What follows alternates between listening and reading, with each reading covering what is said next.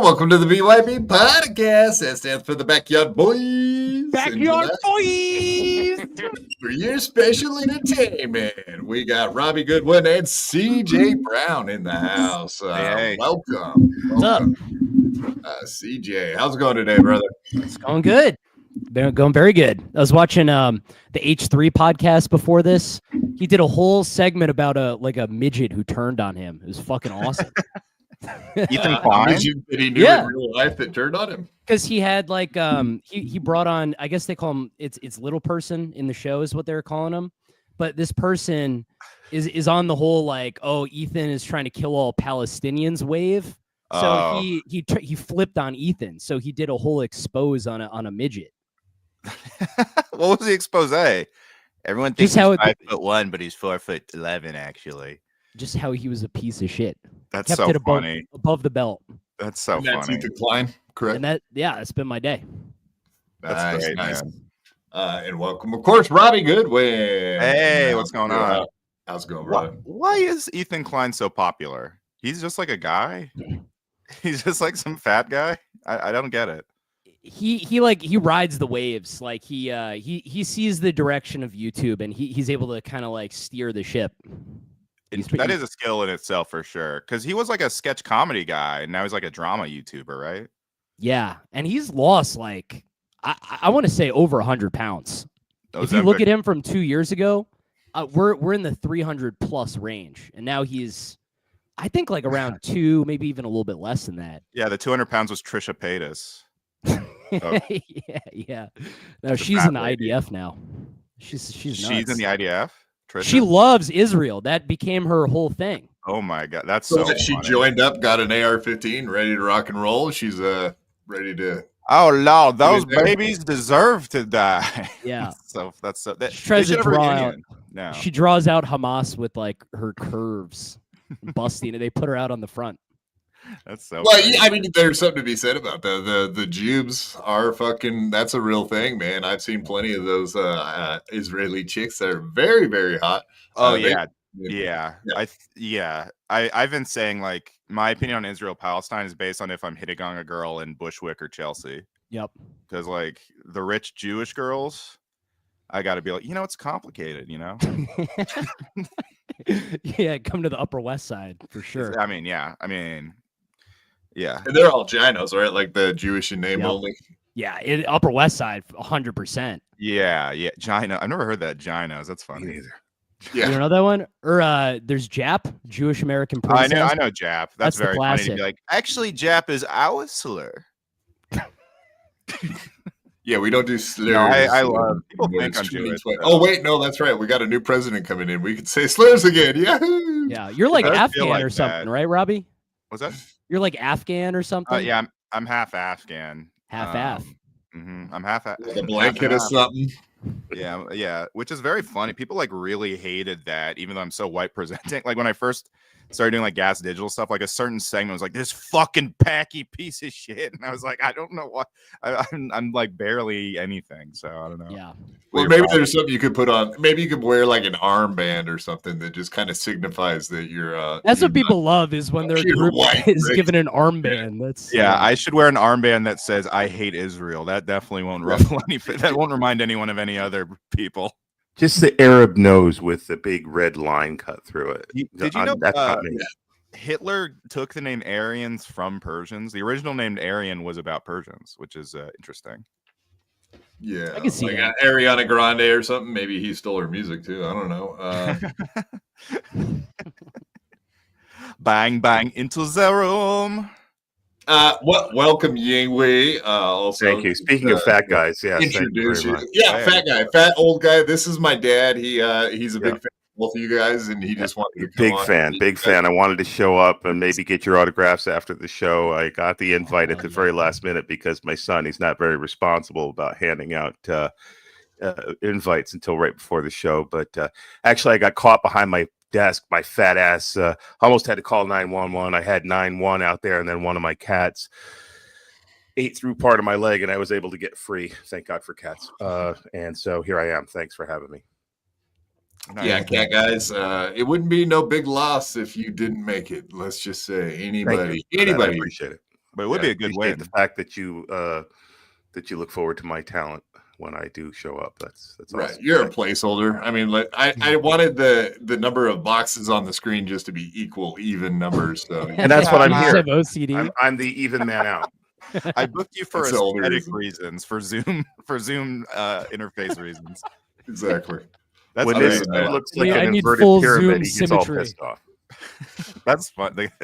I mean, it would check I feel like that is like there's got to be like a feng shui element to these Zoom calls. Like that's kind of how that works. Wow. Yeah. It's all balanced now, you know. Now no one's gonna talk over each other because we'll go in order of whose turn it is to talk. Yep. Mm-hmm. Whenever it's an odd number, I feel like I have to start jerking off.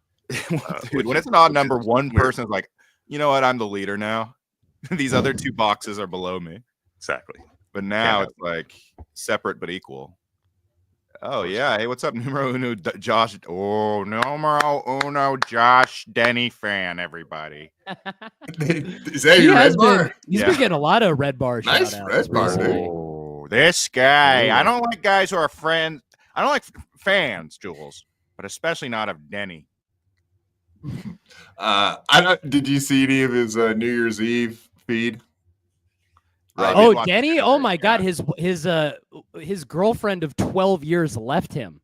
Yeah, amazing. I talk about this with Crack. My favorite red bars are about Josh, Denny, and Cunha. Those absolutely. are like and Tony. Those are like my Tony. Yep. I don't always tune in, but those three, I'm like, I need to see what Red Bar has to say about the life and times of Josh Denny. You know, like of all the comedians, Tony Hinchcliffe is the only one that brings out like a visceral hatred from my wife. She's like, I cannot stand he's this fucking person. awful. He's like an evil right-wing gay guy. Who is that for? They have those? Oh yeah. What would you have considered Trump? Everybody.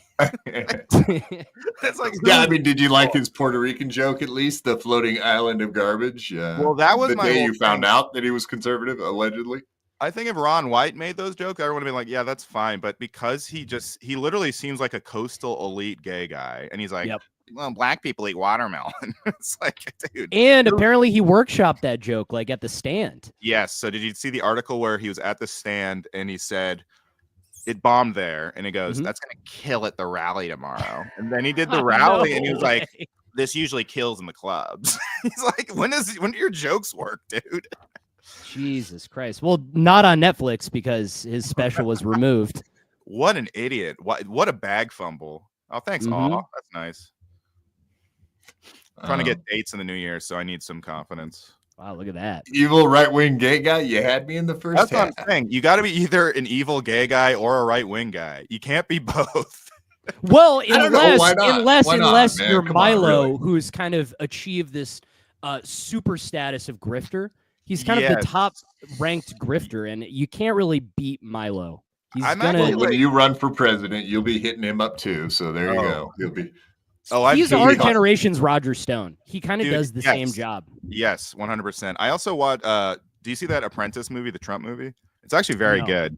But Roy Cohn I love any Roy Cohn stuff. So I gotta watch it because Jeremy Strong is Roy Cohn, and he's so funny as that guy. That's the meanest, gayest Republican that there's ever been. Exactly. So maybe that's actually the template. Maybe that's who the first MAGA guy really was, Roy Cohn, who is an evil gay guay. So that's great. Well, have you seen him? He's a New York in his living room. Right? He's the guy who got the Rosenberg's the death penalty, and then he the movie is basically just about Trump, him teaching Trump everything he knows. He got famous from the McCarthy trials back in the day. Yeah. He basically it's actually really it's a cool Trump origin. It's basically like an origin story, but for Donald Trump, and it's kind of fun. It's Jeremy Strong, right? And it's not it's really just trying to analyze Trump as a character. It's not preachy or lib or anything like that. It's just a really fun movie. It's like Succession. It reminded me a lot of Succession. Yeah, makes sense. Hell yeah. Just to inform some of the folks out there, you guys are aware of each other and in the same New York scene as far as comedy I knew goes, Robbie from back in the day, back from Boston, because I think we would do that open mic that was under Emerson. I forget what the hell that was called. With Kevin Seedfree. Yeah, the Inside Joke open mic. Mm-hmm. Yeah, Kevin Seedfree. Shout out Kevin. That was back in the day. That was 2014, 2013. Yeah, you had me on your brewery show, which was also a really good show, I remember. Yeah, that was a good time. In that building, they used to, it was originally a science facility, and they had a fucking particle accelerator in the basement at one point. Oh, really? What? Yeah, it's right by MIT. So it's 2 miles away from MIT. Okay. So you have all these crazy warehouse buildings where they do all this evil science. And literally, it's a brewery that used to have a particle accelerator in the bottom. That's actually very Boston. Even the breweries are science experiments. Yeah, that's where Boston Dynamics and all that shit. Right? Yeah, they're all tech. They're all tech guys, but old school, Doc Brown from Back to the Future style tech guys. Well, sometimes you look at a building, you're like, oh, they're making AIDS 2 in this building. They're doing some crazy shit. I have heard that it's the most amount of doctors in any city is in Boston. I like the idea of AIDS 2, though, by the way. Nice, Mike. AIDS 2. This time, it's not a death sentence anymore. Dave. That's Dave without AIDS. Magic You're on the wrong mic. You're on the wrong mic, Dave. I was thinking, son of a bitch. He's fired. I'm sorry. I'm screaming at my co-host. What's up, Dave? Sarra? Dave, Sarra. No, just to go backwards in time 2 seconds with our accelerator we just made. Dave has been on Kill Tony 2 times. Ooh. 2-time loser, I should say. But 2 times. Unbelievable. He got called the N-word twice also. He's like, who is this N-word? No. So, Dave, what do you do with your time? What do you do for work? Yeah, that's exactly. Well, I did see Tony at the 10-year anniversary show that they had in Austin last year, and he was talking about how years ago he was talking about how he was going to sing Toxicity if they ever did a 10-year show at an arena, which they did. He didn't sing Toxicity, but at the after party, a bunch of the William, David Lucas, Red Band, they all did karaoke. So I was walking out of the bathroom and I saw Tony. I said, you should have done Toxicity. He's like, what? You think I'm going to do karaoke for 4,000 people? An underling cannot talk down to Tony. You cannot give advice and notes. And I go, no, I meant on stage over here. And he goes, oh, yeah, that would have been a good idea. He's like, what's your name? You look familiar. I'm like, oh, Dave Sarra. He's like, oh, wow, Dave, you've turned into a silver fox. I was like, okay, Tony. Okay. Wow, it's almost like he's an evil gay guy, as I was saying. Did you get invited back to his place for dinner later or what? Yeah, that is kind of like taking a pass a little bit. It's a little weird. Fox, a little weird, Silver Fox. That seems like he's hitting on you. He liked what he saw. He's not gay from trustworthy sources, but who knows? Maybe he's bi or something. I heard it. This is not a joke. I heard it from a very reliable source. That apparently very recently Tony was possibly caught sucking a dick after maybe smoking some crack. Ooh, after smoking. Not even lying. That was That was drop all that. That's awesome. Wow, Wow. crack cocaine. It's like I'm not even joking. I actually heard that as a rumor. unbelievable. This is real. Black people did it again. Crack cocaine, everybody. Yeah. He does look like a little crackhead. Like he He looked does like look like a like he tweaker. did crack when he was young, like when his bones were growing. Type of Yeah, crack. right. He looks like his mom did crack. I love when Red Bar says that he comes from the same town as Gummo. I think that's Yeah, just that's so 100% funny. spot on. Someone online said he looked like the Coney Island guy, and that I can't unsee that since I saw that. Google the Coney Island guy and then Google Tony. Everybody at home. Well, I'm not going to say the guy's name. Numero owner Josh Danny fan wants me to, but I'll just say his name rhymes with Schmerl Schmakel. Oh, Earl said that. No, That's it. Schmerl said that. Yeah, I saw Tony suck a dick Tony. after doing crack at the comedy store. That's not Yeah, true. comedy It store. wasn't right, Earl. exactly. Well, he closes it, so therefore that would be the I last love thing Earl. of the night, right? Is to go outside and get your D sucked by by what, a bum-worthy fellow, Dave? Would you know? You're a LA guy. Is there a bunch of bums hanging out there? Well, Boom Shakalaka was the most famous bum at the Comedy Store, and nobody's rest seen in him nobody's seen him in like 2 years. Nobody's even confirmed if I he's think alive he's or dead. dead yet. Yeah, I they would haven't assume found the so. body yet. Almost certainly dead. I used to do the roast battles at the comedy store. Yeah. So I used to hang out there. I was there for one of them when you were there. Cool. Now Boom Shakalaka is asking God for money. Oh. That's sweet. I like the idea that you go to heaven and you're still homeless. I'll suck your No. dick, Jesus. Yeah, we see Skakel. He still seems pretty salty about losing his spot to Jeff Ross and getting that whole gig stolen from him. Wait, Can honestly, you believe that? I was so good, and Jeff Ross is a pedophile. wait, give me like a percentage. Like, what percent do you believe that Tony sucked dick while smoking crack? Like, give me a number. The guy who said it seemed pretty convincing, and he wouldn't really lie to me. I don't. Yeah, about he it. wouldn't lie. He wouldn't. I don't think. I think he's and It wasn't actually Earl, but it was one of mine and okay. Earl's mutual acquaintances. Let's Okay, just put it okay, that way. interesting. Because a drug addiction might be enough to make this little Yeah. empire crumble. That might be enough. It would also explain so much about his behavior. Yeah. It would really be the last dot to be connected. Yeah, crackhead. Easy. Yeah. Well, I know that he must get his lip injections from the same place Nikki Glazer does. So Nikki, where do you go?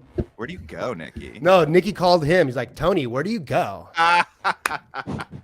He And does Tony your was like, lips. I'm not giving you my secret. Fuck you, Nikki. You still haven't paid me for that I last got it at a roast. thrift store. Yeah. You owe Yeah, what do me you think about- $500. Nikki Glazer on the Golden Globes last night, and then I saw Chad Zumach tweeting out like, "Oh, I knew her back in 2007." Like, Dude, that wow. okay, that is That's the scary. And saddest. you ever see the picture where they're like, look. this Oh is my this is the face where people around the world have seen the same face. That's like this shit. That face looks like it's the face on the left looks like it's scary. pre-blackface, whatever it was. It's like just before they put blackface Just on that before they face. put the black Step on. right up, Yeah. everybody. Come see the the fat black man. You know what it is? It's the huge mouth to face ratio. It's Yeah. scary. We were talking about this on the Crowder Boys last week, every Wednesday at 7. But Tony is basically just a carny. Like, He is. he must be this disabled to be in the bucket. You know what I mean? Well, his show is a freak show. It's a literal freak show, and it's the same. Yeah, he just naturally fell into what he was supposed to do. Right. Wow, scary. Yeah.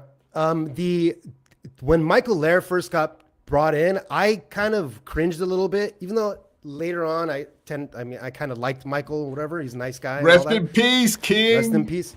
But it did feel a little Howard Stern Whack Pack-esque at the time, and it only has gotten worse. And I get it, the guy, whatever, it's fine, but like, Very popular, I'll say but that. don't try to play it off like you're not making it a little bit of a freak show. And even Crack Amico, what does he say all the time? It's a fucking game show. It's And it's kind a gong show. It is a formula that works, but it's like, it's funny how Tony acts like he's not just bullying people and like being like, look at this freak, basically.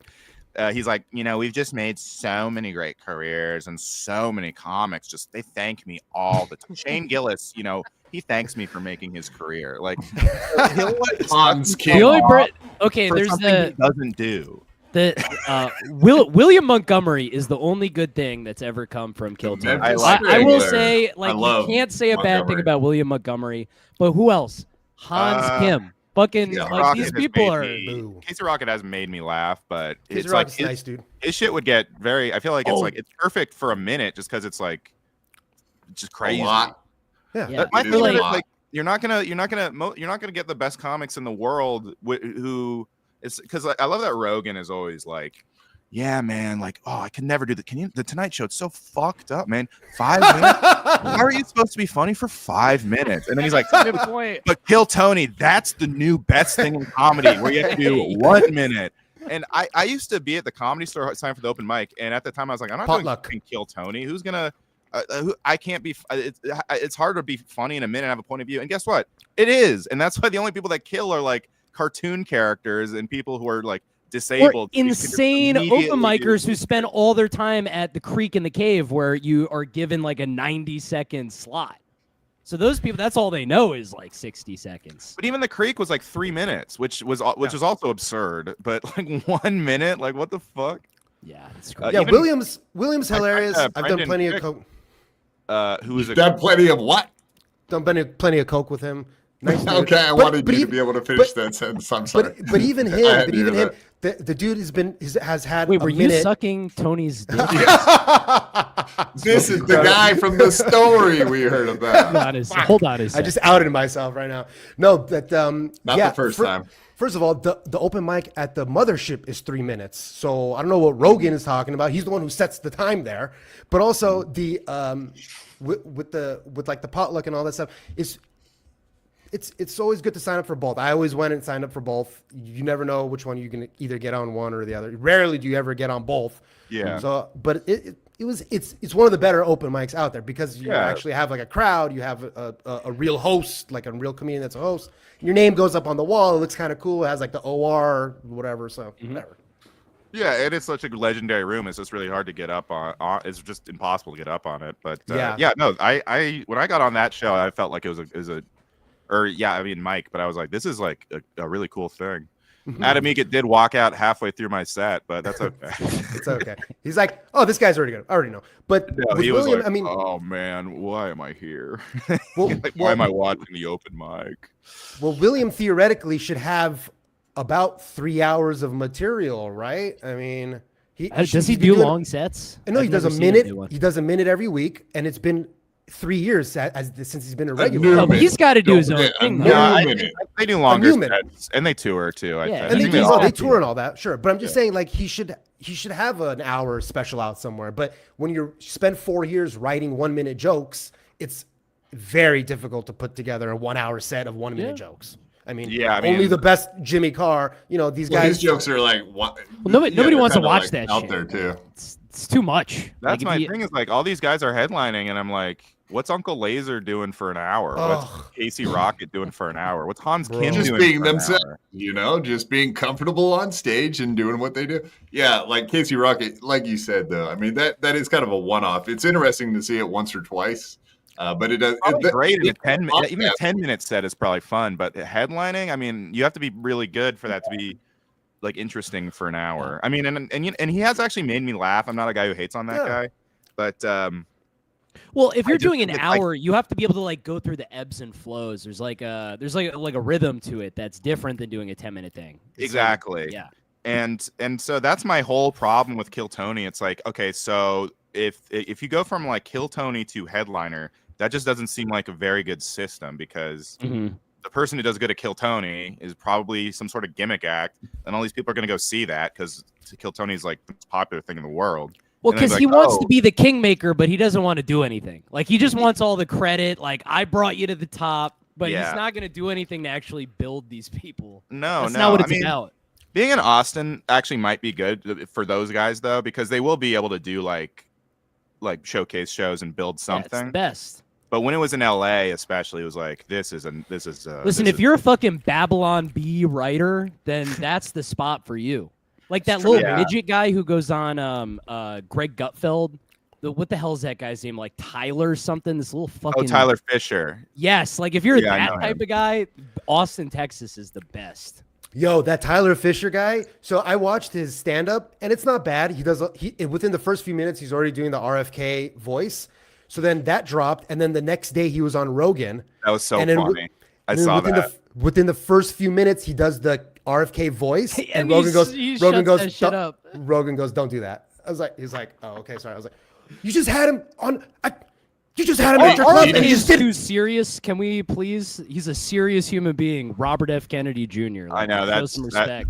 Rogan is like, he's so funny about like.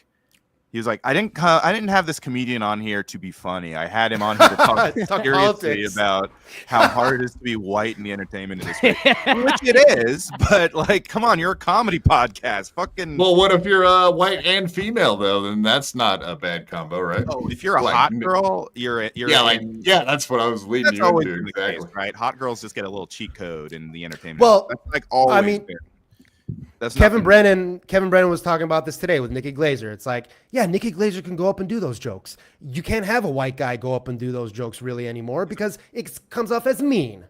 Yeah. Wow, a lady. Wow. Yeah, exactly. The real Tons men. more cowbell. I'm sorry, I just got to read this. Tons more cowbell. $2. Thanks for having my two best friends on. Do you guys know who this Shout is? outs. He's Of a course. Crowder Boys fan. What's up, Tons More Cowbell? I follow him on Cowbell's Twitter. the man. He's Yeah, got thanks for the $2. 15,000 kids, and they all work on his farm. Is that true? Wait, Yep. How many of them are Literally- fuckable though? He literally has Tons More Cowbell. That's He's crazy. got more kids than almost anybody I know. It's pretty sick. I'm trying to bring back quoting the More Cowbell sketch in 2025. That's my New Year's resolution. That's good. It's made its way back where it was too much and now it's not at all. So It's got to you be can- back. Yeah. Yeah, you can bring it. He can bring it back. Whenever someone seems sick or something, like, oh, I think you should go see a doctor and get a prescription for more cowbell. That's a fun little bit you can do in person. And they'll kill with like Gen X. They'll love you. Like Dave, his people. Well, dude, Don't quote comedy stuff anymore. Like it used to be like when I was growing up, like everyone quoted Anchorman and everyone quoted like movies. Yeah. Well, they stopped making the good movies. Like Yeah, the after Catalina- Step no, they did Brothers, not. There's Step still Brothers. good movies. Yes, they did. Like one-liner quotable movies. Like Yeah, the, they did. the Step They Brothers. did. type. I think stop making comedy movies and sitcom. Like The Office is. I mean, people are still watching The Office. It's like there's no new good sitcoms anymore. no, guys, The Machine was a great movie. It's a fucking hilarious movie. I mean, Bert throwing up into his hand and putting it into his pocket, that's comedy gold. Yeah, I realized Bert tells all of his stories like the like the one time at band camp girl from American Pie. Yes. Like, he's like, oh, this one time at band camp, I shoved a flute up my pussy. Like, So that's true. like all these- Yeah, I'm I just wonder, waiting till what- they put Yeah, well, you guys Machine on both- the Criterion Collection, so it might be a little bit. You guys are both from Boston, and apparently Bert was just a doorman at a comedy club in Boston. from That's what how I like understand. everybody starts in comedy though. You're like a door guy or you're like selling tickets or something. That's how Barking. you. That's the entire story of the comedy store. Obviously, thing, though. everybody works like waitress or doorman or whatever the fuck, right? But I what's think Tony crazy was is too. even those jobs now are competitive because there's so many comics. I remember at Ridiculously competitive. in You can't even get a LA job as a door guy at the comedy store today. It's No, in I've LA tried. it was like the same process it used to be to get passed at a club was like becoming a door guy was like a huge deal. I was like, man, fuck this whole system. Yeah. I don't want to. Oh, people are so years mistreated. hanging It's out every crazy. day to get a job as a doorman. Or like in New York, it's all about like, oh, I get to sell tickets for the Friday night 8:00 show at the Grizzly Pear, and then that's like a whole aren't thing. even like where- the high good comedy.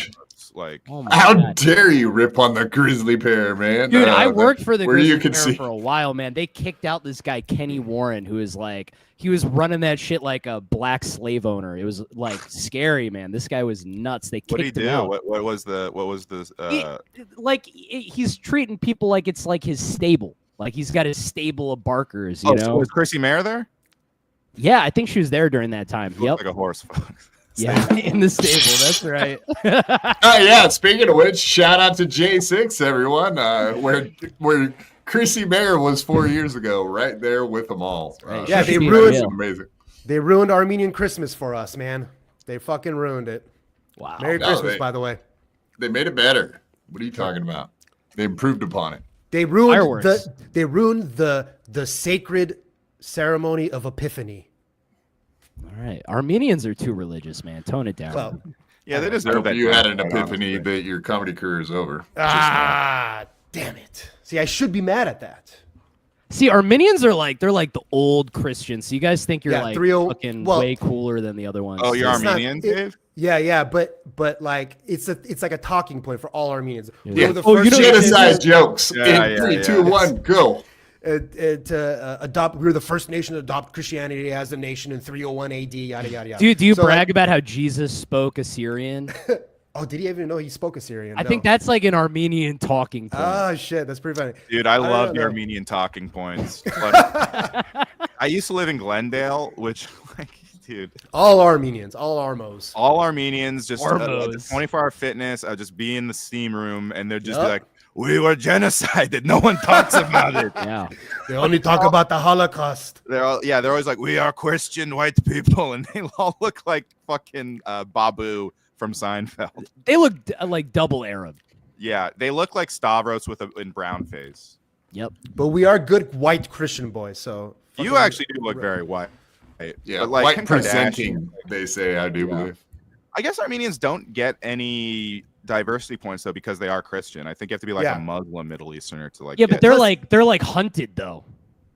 Armenians. Well, it's just Yeah, that, like like old The Young Christian Turks. tribes in like Thank you. Iraq. The Young and, Turks. Yeah, I love how there's a Syrian show shit. like no, like named modern, after that. like It'd be fucking like ISIS. calling it the Nazi show or something. yeah, you the know, young the Nazis. Young Turks. The The young Nazis. Things like that. Hitler Youth. Yeah, exactly. Cenk is moving in that direction. He might change the name up. That could be Man, I good. never could stand those guys, and like their recent pivot to like whatever they're doing, I'm like, oh, I feel so vindicated. I hate Hassan too. That guy's such a fucking Yeah, but I'm almost on the other side of the hump where he's so bad that it's kind of awesome. Hassan. Let's not bring Melton into this. Yeah, Hassan, it's like he's interviewing terrorists. Like, see, like I want to. Oh yeah, yeah. Oh, he brought a terrorist up, blah, blah, blah. But in my heart, I'm like, oh, that's kind of sick. We should That get is- more that is terrorists on. funny, but he's not even like self-aware. I feel like That's what I like about him. He's like a himbo. he is such a One of my he's a- favorite things. He's a himbo who thinks he's like Trotsky. It's like so obnoxious to me, Yeah, but it works. For buffalo. girls. They like that. Everybody's always photoshopping him into a buffalo. That's my favorite. But Anna Kasparian, you guys know about Nick Rekieta and Aaron Imholt, and She's into it. That Steel- story got on her radar, and she was on a podcast talking all about it. She loves it. actually, even It got on the Yeah, news. Your boy didn't do too bad, did he? I love boy that's didn't one of my do too bad, favorite did he? drops. Yeah, I showed that news story about the steel toe thing to the Crowder boys, and Yeah, what I they didn't think. spoil anything. But when Kevin Brennan popped up in that news thing, Dalton laughed so fucking hard. Stevie Lou was in there. Right? They're like, and many podcasters are discussing this event, and it just cuts to Kevin going, "Gina snitched on Aaron." Like when Crack said, like, it's so funny to picture, like, just some old ass people watching the local news, like, "Honey, get in here, look, Gino snitched on Aaron." Yeah, like local Yeah. Minnesota TV watchers are familiar with compound media drama. Well, the funniest And was like YouTube TV Lou or drama. something, just like walking outside with an iPhone, and they're talking about, and podcasts are talking about it, and like those old people be like, "That's what podcasts are, just phone calls." Like, it's like, That's a good. Man, I point. mean, they're not right. They're not 100% Not wrong. wrong. I mean, this is like a Zoom phone call. You know, no, we're it all was, just like, hanging after out. a And year. It was busting chops. literally like one of the clips they showed was like Kevin Brennan with his headset, and then like just Stevie Lou walking around, just like filming God. himself on a on like on a Yeah, low- Kevin Brennan. He literally looks like a fucking telemarketer, man. because of that head, which is fun. I feel like he does it as a bit at this point, right? Definitely the one that cuts out when he screams. That is absolutely a bit, and I love he's been that. leaning into that ever since he noticed it happen. So Yeah, Mhm. I don't dive too deep into the Dabbleverse. Crack, I like kind of I see the biggest hits or whatever, I think, but I just love Kevin Brennan. I think he's like the funniest. I don't know where this show like lands and all this stuff, but he just makes me laugh so hard. And I think he is self-aware about what he's doing.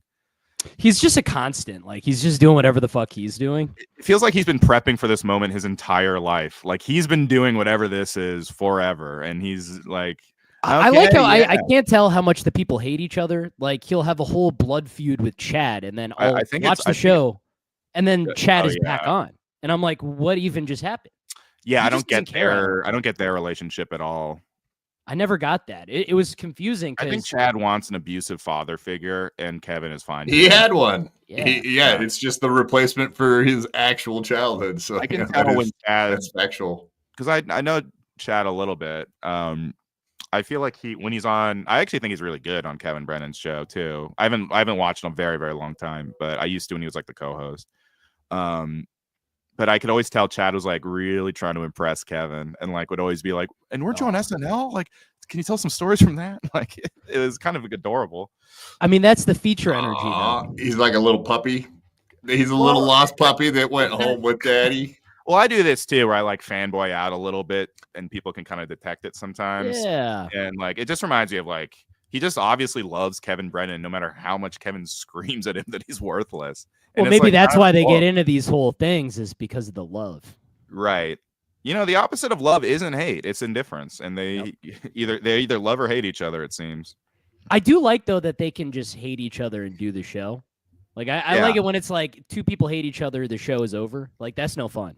Keep the hate on the show. They both and they talk about that all the time. The fact that they like Kevin's like, no, I never ever talk to Chad off the air. He's like, if we talk about anything, it's on air.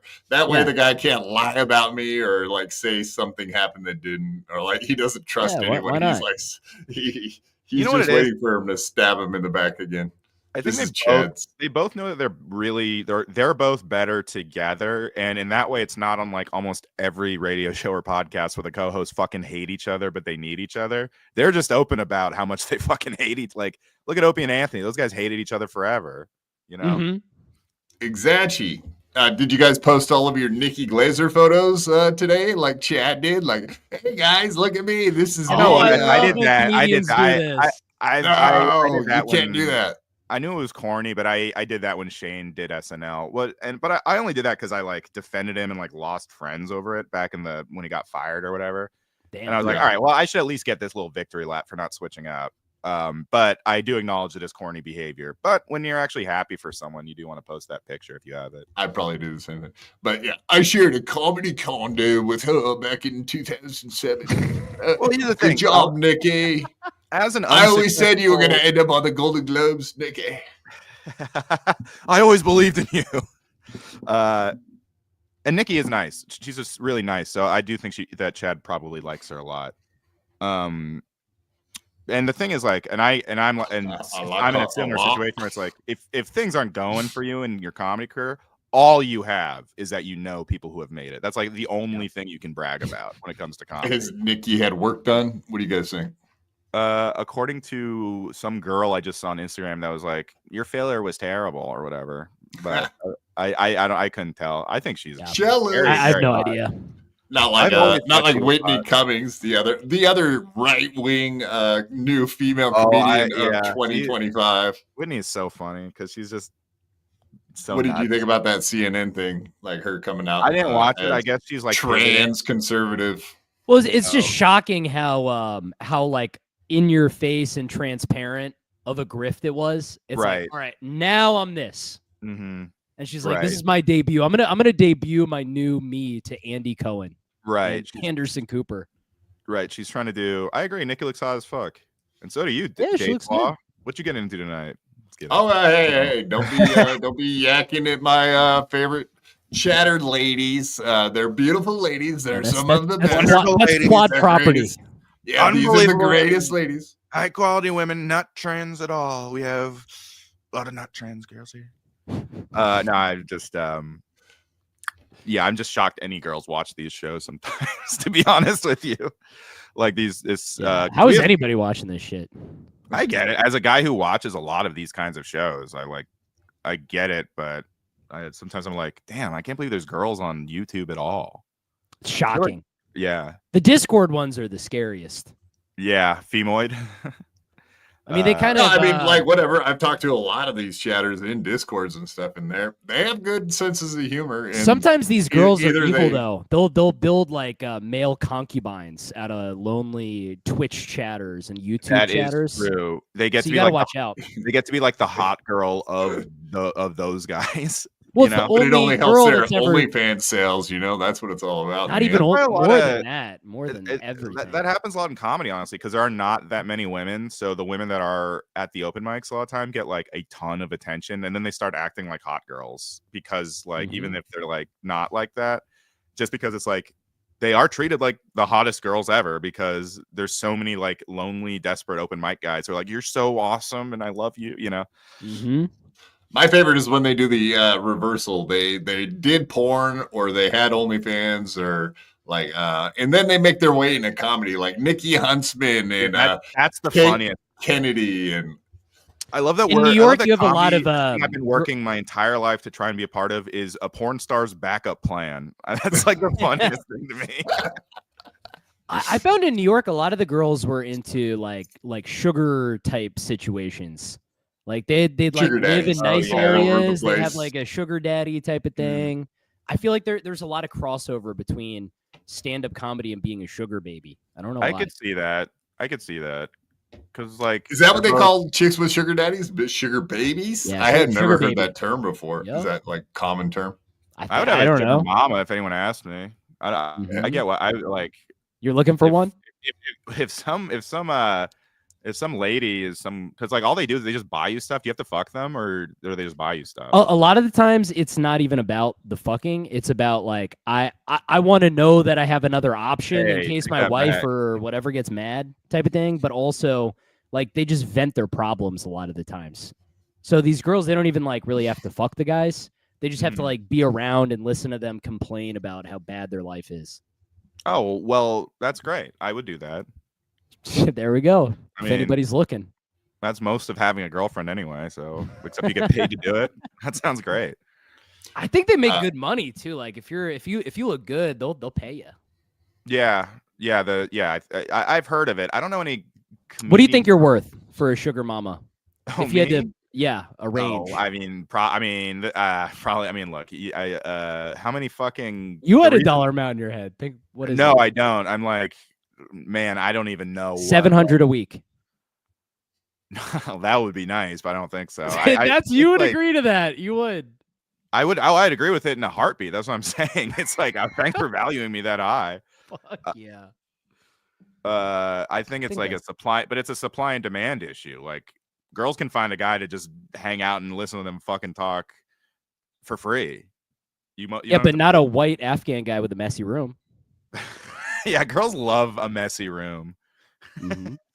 Yeah, what's the deal? So that's your place. That's all your stuff behind you, I assume, right, Robbie? Or are you hanging out at a lady's house? Looks like you got a bunch of like oddball stuff on the. Imagine the, he just rolled out of bed and he's like, "Honey, I got to do a podcast right now." Yeah. It looks like makeup and shit, but it's all your stuff, I guess. Huh? Yeah, it's no, it's just like it's my like supplements and stuff. Oh, you're a health freak. I just buy them and forget to take them, so I just have a bunch of like stray bottles of like random ass shit. Like athletic greens? What do you get? I'm looking at probiotic ashwagandha. Is this entertaining for people? I think, No, A lot of just ashwagandha curiosity. heads in the crowd. yeah, it seems like the chat wants to talk about Ray Devito. Not a big fan. We don't Not have a to big talk about fan my of. room anymore. I want to talk about Ray Devito. I love Ray Devito. I got a I'm out of the Ray message from DeVito Tom- business. I got a message from Tom Myers last night. Like, hey, I saw you're gonna be on BYB. No way. You got him. I would get goosebumps if I saw I got a DM. Oh, me and Tom are friends. No way. Come yeah, on. yeah. We talk. I helped him. I helped him with his podcast. That's amazing. What do you guys talk about? Maryland? Yeah, Harvard degree. Baltimore specifically. Yeah. The bridge in Baltimore, maybe that comes up a lot, I would assume. We did a podcast. We did like 3 hours or an hour and a half with Tom on the Crowder Boys once, and he's like a nice guy, you know. Yeah, he's a nice guy. Yeah, hilarious, right? He damn me. Go ahead. You can say he's hilarious, Robbie. We won't hold you back from saying it. Go ahead. Yeah. All right. Premium told me to inject Drano. Hey, Premium, please don't be mean to me. Wow. What did you do? Harsh words. What? I am a Sheckler fan, by the way. Ray DeVito has never been captured more accurately than by that Sheckler guy. I'm telling you, all the Planet Sheckler? Fitness. This guy, he makes full documentaries about Ray DeVito. And Is he the guy from YouTube? Or I've only seen because I YouTube searched Ray DeVito. They're like horror movies. The first thing I saw was like the world's most vile incel. I'm like, yeah, and no, it's Ray, like man. it'll be His all SEO is ambient, like horror music, talking about Ray DeVito getting kicked out of the Planet Fitness because do you know about this? The Planet Fitness thing? no, what happened? So he was upset about teenagers drinking in the changing room. So he felt like he had to like alpha male them. So he takes all his clothes off and starts swinging his dick around. What? According to him. No, he's just blocking them out. He's like teaching those kids a lesson by he's like, hey guys, what's going on in here, man? Like what, you just hanging out in here in the locker room? And apparently that's his move to like beef him out. Anyway, that's his biggest issue he has with Franklin Sheckler is the fact that he made that video, which kind of insinuates that he's somewhat of a pedophile. So and what was he saying about Ray towels? is not too. Yeah. He doesn't like to shower there because then his towel gets wet. It's wet. He doesn't like to use their towels that they have at the place. That's his So biggest he issue. says he uses paper towels sometimes instead because he doesn't want a wet towel in his These has to be embellished for comedic effect. Is this true? No, it's just all his words, the stuff he said on podcasts, etc. But whatever, it's put into a certain light and it's clipped so that it's all this stuff with like horror music and with a okay. So this is the most recent version I know of Ray it. a bit, like Yeah. and he's like super nice and just seems like a No, normal dude, guy. he's to me. no, dude. Ray is fucking freaky and he's weird with women. I'm telling you, I was like he's weird. completely taken aback by like this whole universe of people that seem to like fucking hate him. I had no idea. It's not even about hate. I'm telling you, he's super weird with women, like in a way that I haven't seen from other people. It's like what does he scary. do? What? I mean, whatever. A lot of people assume that he's the I-80 killer, that he's actually a serial killer. A lot of people have speculated that, and then no one. Okay, this is He gets. Well, this no one idea. ever believes that he gets laid. Like he makes up stories about getting laid. He gets an idea in his head about like how a relationship with a woman. It's like seriously like Taxi Driver, where he has this like whole like dates that he goes on in his head, and then he'll get like fucked up, and something weird happens, and he'll start. And this is like his co-host on his podcast. Now he's like shitting on her for being like weird and not getting it, and like borderline like abusive, weird shit. It's so fucked. Of all people not getting it, Ray DeVito is at the top. Chad is a very close second, but number one, Ray does not get it. First of all, I don't know what fucking stupid lawyer, fake whatever, told him.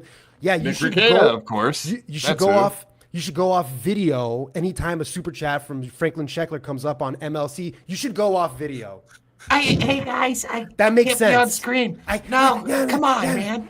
I can't be on screen with Franklin Sheckler's name. Come on, What's guys. funny to me is if you told me that there was a guy with this much lore and stuff, the last person I'd expect is Ray DeVito. Yes. I was shocked when I found this shit out. I was shocked. That's exactly what Big J says. He's like, I can't believe anybody's even talking about this. That's exactly how I feel. I'm like, what is when I'm watching these Franklin Sheckler whatever documentaries, my jaw is on the floor. I can't believe what Ray is saying sometimes.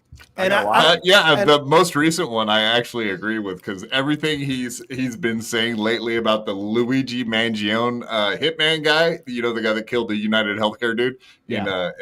It's insane. I remember watching a bunch of the podcasts Ray was doing, and he was talking about that kid like he's some kind of hero, and I was like, "What the fuck are you saying, Ray? Like you?" Yeah, but you from the really angle where you're like, "Oh, and then, he of course, might be round two."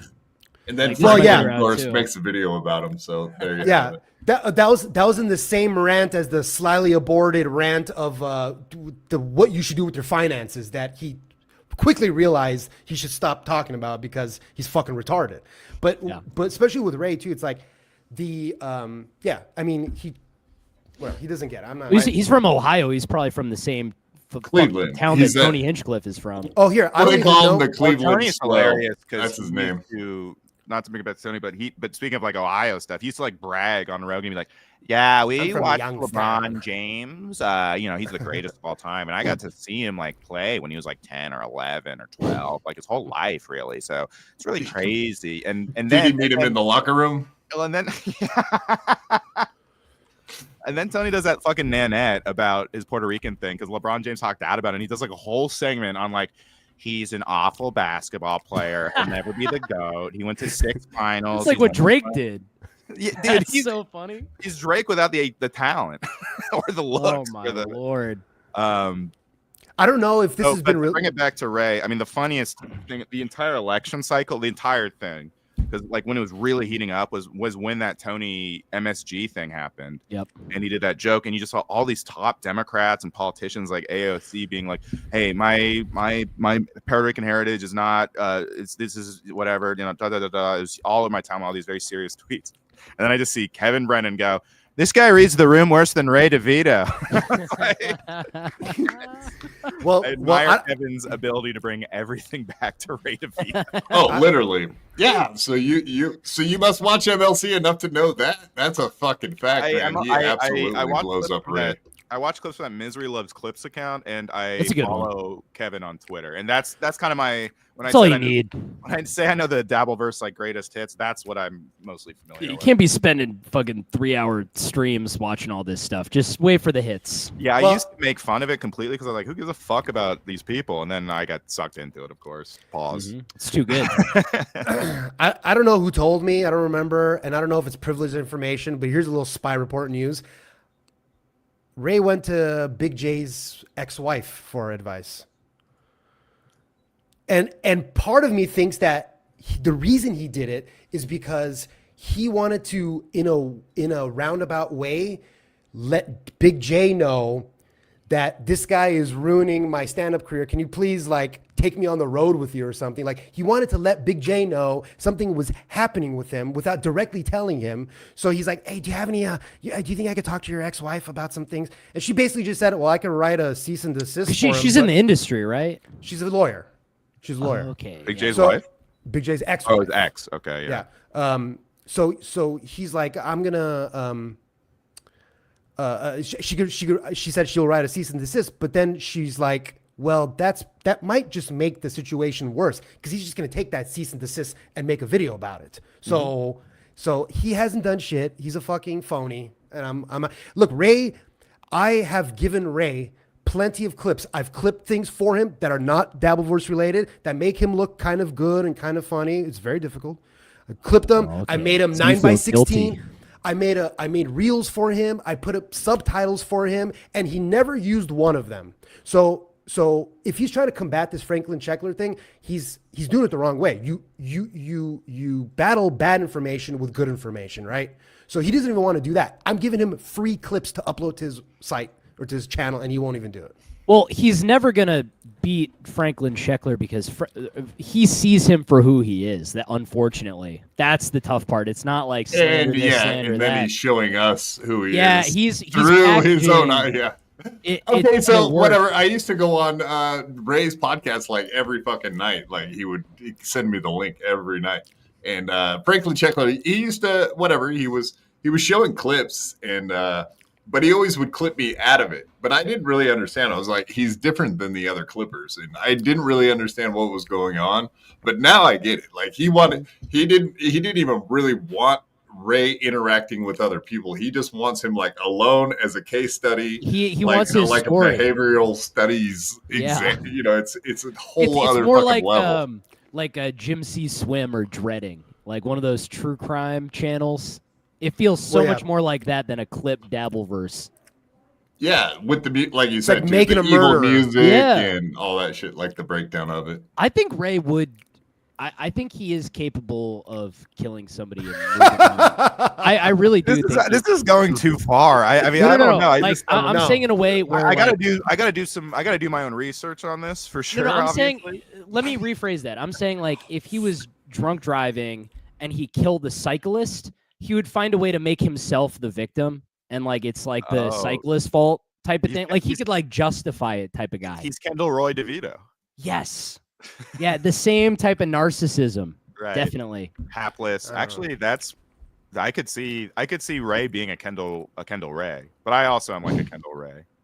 So I mean that's hilarious. Ray, if you're listening, I'm gonna do my own research. He's listening. He absolutely is listening because he's been texting me during the show. Yeah, so he probably drunk drives all the time. He's probably at least killed a dog drunk driving. I don't care. Allegedly. I have heard people say that he does that. He killed a dog. Oops. Remember from the Sopranos intervention when Chris said, Actually, I mean, we can call Ray right now. Let's call him. I want to know what's going on. Yeah, I want to know about Planet Fitness if he's still. And he has the link to come on if he wants to. Ray, can I get a guest pass to Planet Fitness? I'm looking for a new gym. Mm-hmm. But also, I just wanted to shout him out since we're talking about him. He is at the stand show that he does on the Tuesdays at the stand. But yeah, I guess he was the one at Astoria too, which is funny because that's like an all Greek neighborhood. So there's probably so many like completely naked, hairy Greek men just walking around there. So for him to, actually make an impression in that type of environment shows malice and aggression. Malice in Wonderland. Michael Malice in Wonderland. Michael Malice in Wonderland. Yeah. Oh God. The Red Hatter actually. Now, actually, that's pretty good. That was a pretty good. I've actually read the Mad Hatter's entire doctrine, and he's not as crazy as the woke left wants you to think. Well, Michael Malice in Wonderland. I mean, I'm a pretty big fan of Michael Malice. I didn't realize literally. Or let's see what this. I'll tell you afterwards. Well, I didn't realize until literally like this year that Dear Reader is like a play on Dear Leader, but they used the R instead of the L because Dear Leader is what they call Kim Jong-un. And so he called it Dear Reader. I'm like, oh shit, that's fucking funny. That's funny. That's I think him and Lex Friedman are the same guy, right? No, I actually think Michael Malice has more personality and is easier to listen to than I think Lex Friedman is just awful. Yeah. I don't understand who he is, where he came from. Like at least Michael Malice, I know where he's from. He was just profiled by was it Crumb? R. Crumb or something. Someone wrote a comic about how, and Michael Malice brags about it, but the whole thesis was like, yeah, this guy's smart, but he's a fucking miserable dickhead. And I mean, Lex Friedman, he comes from like the AI world. He's AI. He was a top AI like guy. Well, he's at a MIT, chatbot. and well, yeah. I mean, I enjoy his like physics talks and stuff like that, but other than that, if it's like about politics or even if it's about AI, I'm not really into the podcast. But Michael Malice is definitely a much more charming person. He's a good broadcaster, which Lex Friedman isn't. You know what I mean? Like I don't like if he's grifting, I'm like, but why would anyone listen to this? Because it's just still terrible. Oh, Harvey Picar wrote the thing about Michael Malice, and that like kind of like I guess got him notoriety. But like but Harvey Picar was not kind to Michael Malice in that thing. He was like, yeah, this guy is like. I mean, he seems well read. A profile of an intelligent dickhead, basically, was the whole Harvey Picar thing. I enjoy his trolling. He's like a pure nihilist, though. Like Malice just absolutely doesn't care about anything in the world. Like he's an anarchist, right? Yeah, you got to be a full fucking anarchist. You either got to be a pedophile or a slave owner if you're a full anarchist. If we're being 100% honest, it's like the most fantasy. No rules, just right. If you are an anarchist at the age of like 50, it is no rules. It literally means no. That's like the whole thing. Is you have no anarchy means self-governing. Exactly. So you're going to have a pedophile town. You're going to have a slave town. Well, the best is Dave specifically or someone else. Parties with anarchy. Everyone's like, I'm anarchist, but in my anarchy, it'll be right wing or left. Like. Yeah, I get it. I got off Chomsky when he was like, he said he was an anarchist, and I was like, wait, And I was a freshman in college. I was like, wait, actually, that's a pretty good reason not to take this guy fucking seriously. My anarchy stops at the Sex Pilots. He was like, I'm an anarchist, but from a left-wing way. It's like, how can you guarantee it's going to be a left-wing way of anarchy? There's no rules. Anarchy is a relationship. It's not a. Okay. Anyway, whatever. I mean, whatever. I don't give a ton of thought to. It's not. I mean, we're supposed to be doing a comedy podcast. A lot of people call themselves anarchists anymore.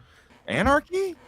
Yeah, I feel like that's people are more like, Yeah, they more like, communist or freaking fascist. I feel like those are the cool ones. Yeah. Right now. Yeah, I think you're right. Because Libertarian in the Libertarian is 90s, very trendy too. in the 90s when I was a teenager or whatever, I remember seeing the anarchy symbol everywhere. Everyone had one on their coat. Everyone that was like a punk Anarchy rocker, cookbook. Everybody wanted a Anarchist copy of the cookbook. cookbook. Anarchist Absolutely. Dirtbag, member for 5 months. Yo, Ray murders, but not on stage. I think it's possible. I That's do. a ha-ha joke. Yeah, you can get away with murder on stage, right? As long as you set it up correctly. I don't even know what they were laughing at Hackamania. Those people in the crowd. Those are supposed to be the most. They were just dastardly- happy to see Ray because he was a familiar face, dude. That's all that was. Absolutely. Even Shmuel was like, "Oh no, but Ray killed for the first 15 minutes," and then he started going into his own material instead of Dabbleverse stuff, and he lost the crowd. I'm like, yeah, I don't even know if they were laughing for the first 15 minutes. Really, I mean, the funniest part was when he screamed at everyone at the very end, like, "Shut up! I'm trying to do my jokes." Like he got pissed off and yelled at the crowd. That's a good way to win them over, right? Mm-hmm. On one hand, I don't want to shit on Ray too much because I feel bad for the motherfucker. Too late. I think we're like half an hour into shitting on Ray. I don't think we're getting out of the it. whole thing with Ray. It's like, who is he hurting? Like, what's his like? Dude, you got see the thing with his co-host, his female co-host. It's nuts.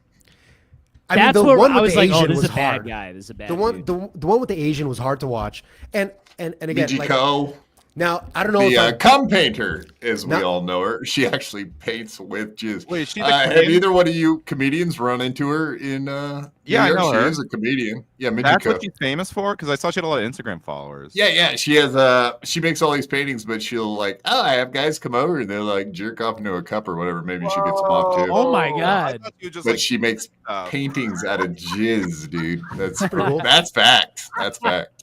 Wait, how much cum is she getting? Yeah, good question. I mean, we all want to know all these questions, but Or like maybe it's like a little tiny canvas. It's She's a like, little- it's like this big. I started only when painting it a comes lot to more. Ray. I started painting a lot more, so I had to switch to horse cum. It makes it a little bit more difficult to get it, but Yeah, it's a better sheen. Jesus. well, the I don't remember what I was gonna say, but it's okay. Go on. Wait, does it blend? I don't see. Now I have too many questions. Like, does that? Is it? Oh, yeah. Are we sure it's gonna make the painting look better? Or is it just merely a gimmick? Because what if it does make the paintings look like? Well, you way know how better? you use like white or clear as a base for your paint sometimes? Maybe that's what she's Off-white. doing. Yeah, Yeah. come off-white. Yeah. And I don't know if I've been propagandized by Joe Rogan and Opie and Anthony. And like, I have this idea in my head, and I have forever, that comedians are supposed to be unoffendable. And when you go to a green room and you're hanging out with them, and like, they're supposed to be the most open-minded, unoffendable people. And Ray Opposite. can't take any of it. And No. that's why Katie beats on him. He's the in, run. in, No, Ray's, in Ray's defense, that's complete bullshit. Every comedian is so sensitive. Very sensitive. Yes, I know. Thank you. I didn't realize that till I started hanging out in this world and doing I know. podcasting. That every single comedian. Well, dude, there's you say people who anything are to them, watching this show right now because they know people are gonna be like talking about them and they're Oh, yeah. worried about it. That's ridiculous. It's funny how many of the exactly. comedians pretend they don't do that stuff. I'm open about it, and it's like, well, and then like the amount of people who like once it was okay to shit on Shab, like we're like, yeah, dude, do you see the Fighter and the Kid Reddit this morning and stuff? Like, it's like all these guys are like, they all just pretend they're above it because it's like, so Yeah, many fucking, comics like try to be cool, and that's like maybe secret just, Red Bar listeners. bro, dude, they yeah. all- Oh, yeah. everyone is like finally kind of saying they watch Red Bar, and I always did, but I think it's slowly like coming out of it because honestly, all these comics just do whatever Nick Mullen does. So as soon as he started talking Well, about that's Red good. Bar- That's a good person to be in charge. To be yes, fair, yes, I agree. keep Nick in charge. That's fine. Yes, I agree. But it's like the comics who are like, I'm self-conscious about this. Oh, Nick said it. Okay, then I'll admit it too. You know what I mean? It's just like it's so. The comics like to pretend they're trailblazers, but most of them are actually just like they just follow whatever trend is going. Yeah. And they're sensitive, and a lot of them aren't funny in real life. They just like can't crack a joke. There's not a lot of leaders. There's not a lot of true leaders. Yeah, That's true. We're all betas, you know. Well, even Anthony talks about that. He was like, yeah, back when he knocked in and was a HVAC guy, that he was on job sites with way funnier people than like any of the comedians could ever be. Just like break time, busting chops at any job site is funnier than anybody trying to be on stage. Anybody just trying to be funny for fun. People, they're so funny. but the thing is, a lot of them a lot of like people who are funny in real life kind of freeze up on mic, and that's like the one thing comedians have if they're good or talented is they are like, it's the preparedness. Well, they just have okay. Well, like Tom Myers, I always wonder that. It's like, how does that guy get on stage? But I just think that he's totally unaware that he has no funny in him whatsoever. Okay, he's okay with bombing like every time. I'll push back. Tom has chops. There's a lot of bad comics out there that don't get people fascinated with them like Tom does. Mm-hmm. And the thing is, even when Tom's writing is like bizarre or whatever, he has the like, he's been doing stand-up so long, he has like the rhythm so down. And that's do you know who Tom would be fast friends with is Rick Jenkins. Oh my god, dude. I feel like Tom Myers and Rick Jenkins. Tom, hey, move to Boston. Tom, move to Boston, meet Rick Jenkins. You guys would be like, this guy, he has like custom like the freaking like late night suits that he has, and he's like obsessed with like 80s comedy. Hey, that's Tom. Rick would tell this, but no, Tommy, I mean, I haven't seen Rick in a while, but I remember he had a joke they held every time. Where he's like, "Oh, you guys hear the creator of the Slinky just died? Yeah, he fell down the stairs." And that was like his persona on stage. It was like, blah. And then he'd go home. Like, you ran the light by a minute and like punch a hole in the wall. Like he was like his persona on psychotic.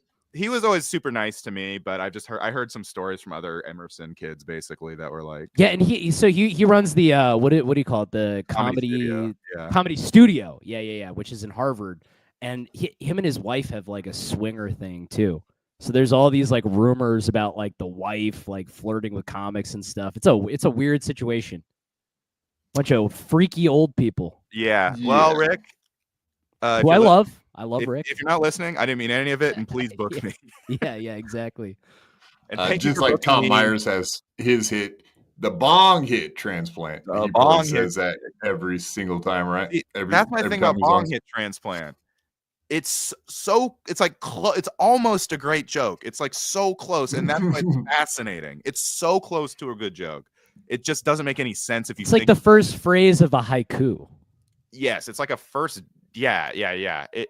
It's like you know what? It's like if you heard someone rap, but they had a great flow, but just like said like a beep bop A B C D E. You know, it's just nonsense, but the rhythm is completely there. Just so if AI made a joke, it would sound like Tom Myers because it would be incomplete. Not even because Tom has such a unique flair to him. He is.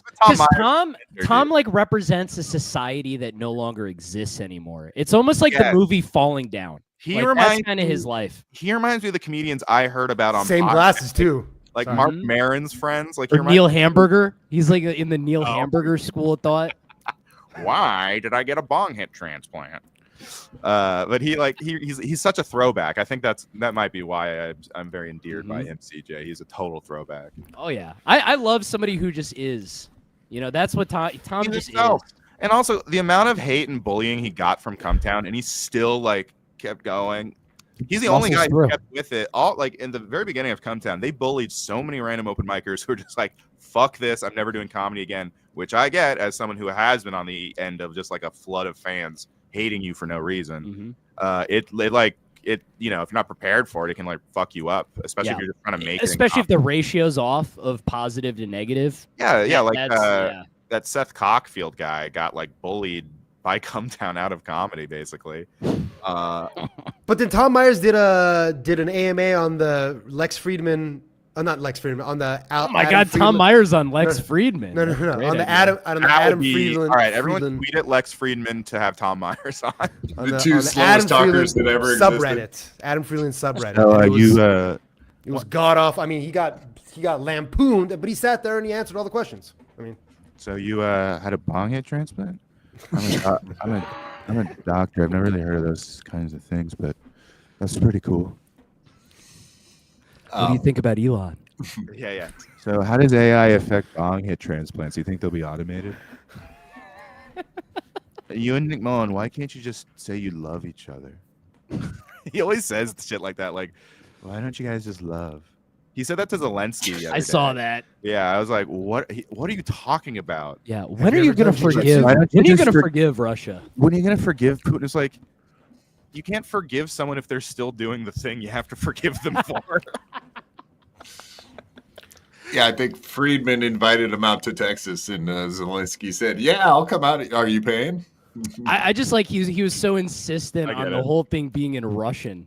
It's like so insane. Oh my god. Well, I think apparently Zelensky reached out to Rogan even and tried to get on Rogan's show, and he's like, He's I smart. ain't having Zelensky on. That's Honestly, crazy. like Kamala like just ran from those podcasts because she was like, oh, they don't like me, so it's gonna be bad. I do respect Zelensky. Maybe this is his comedian training for at least being like, I'll talk to Joe and tell him, and then Joe's like, no.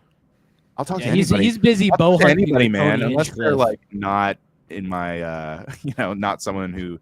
He stopped having liberals on completely. He used to have Kyle Kalinske on and stuff. Well, Kyle Kalinske has gone off the deep end too. a little Sure, bit. yeah, but you'd think there'd be someone on the left he could talk to. Tulsi.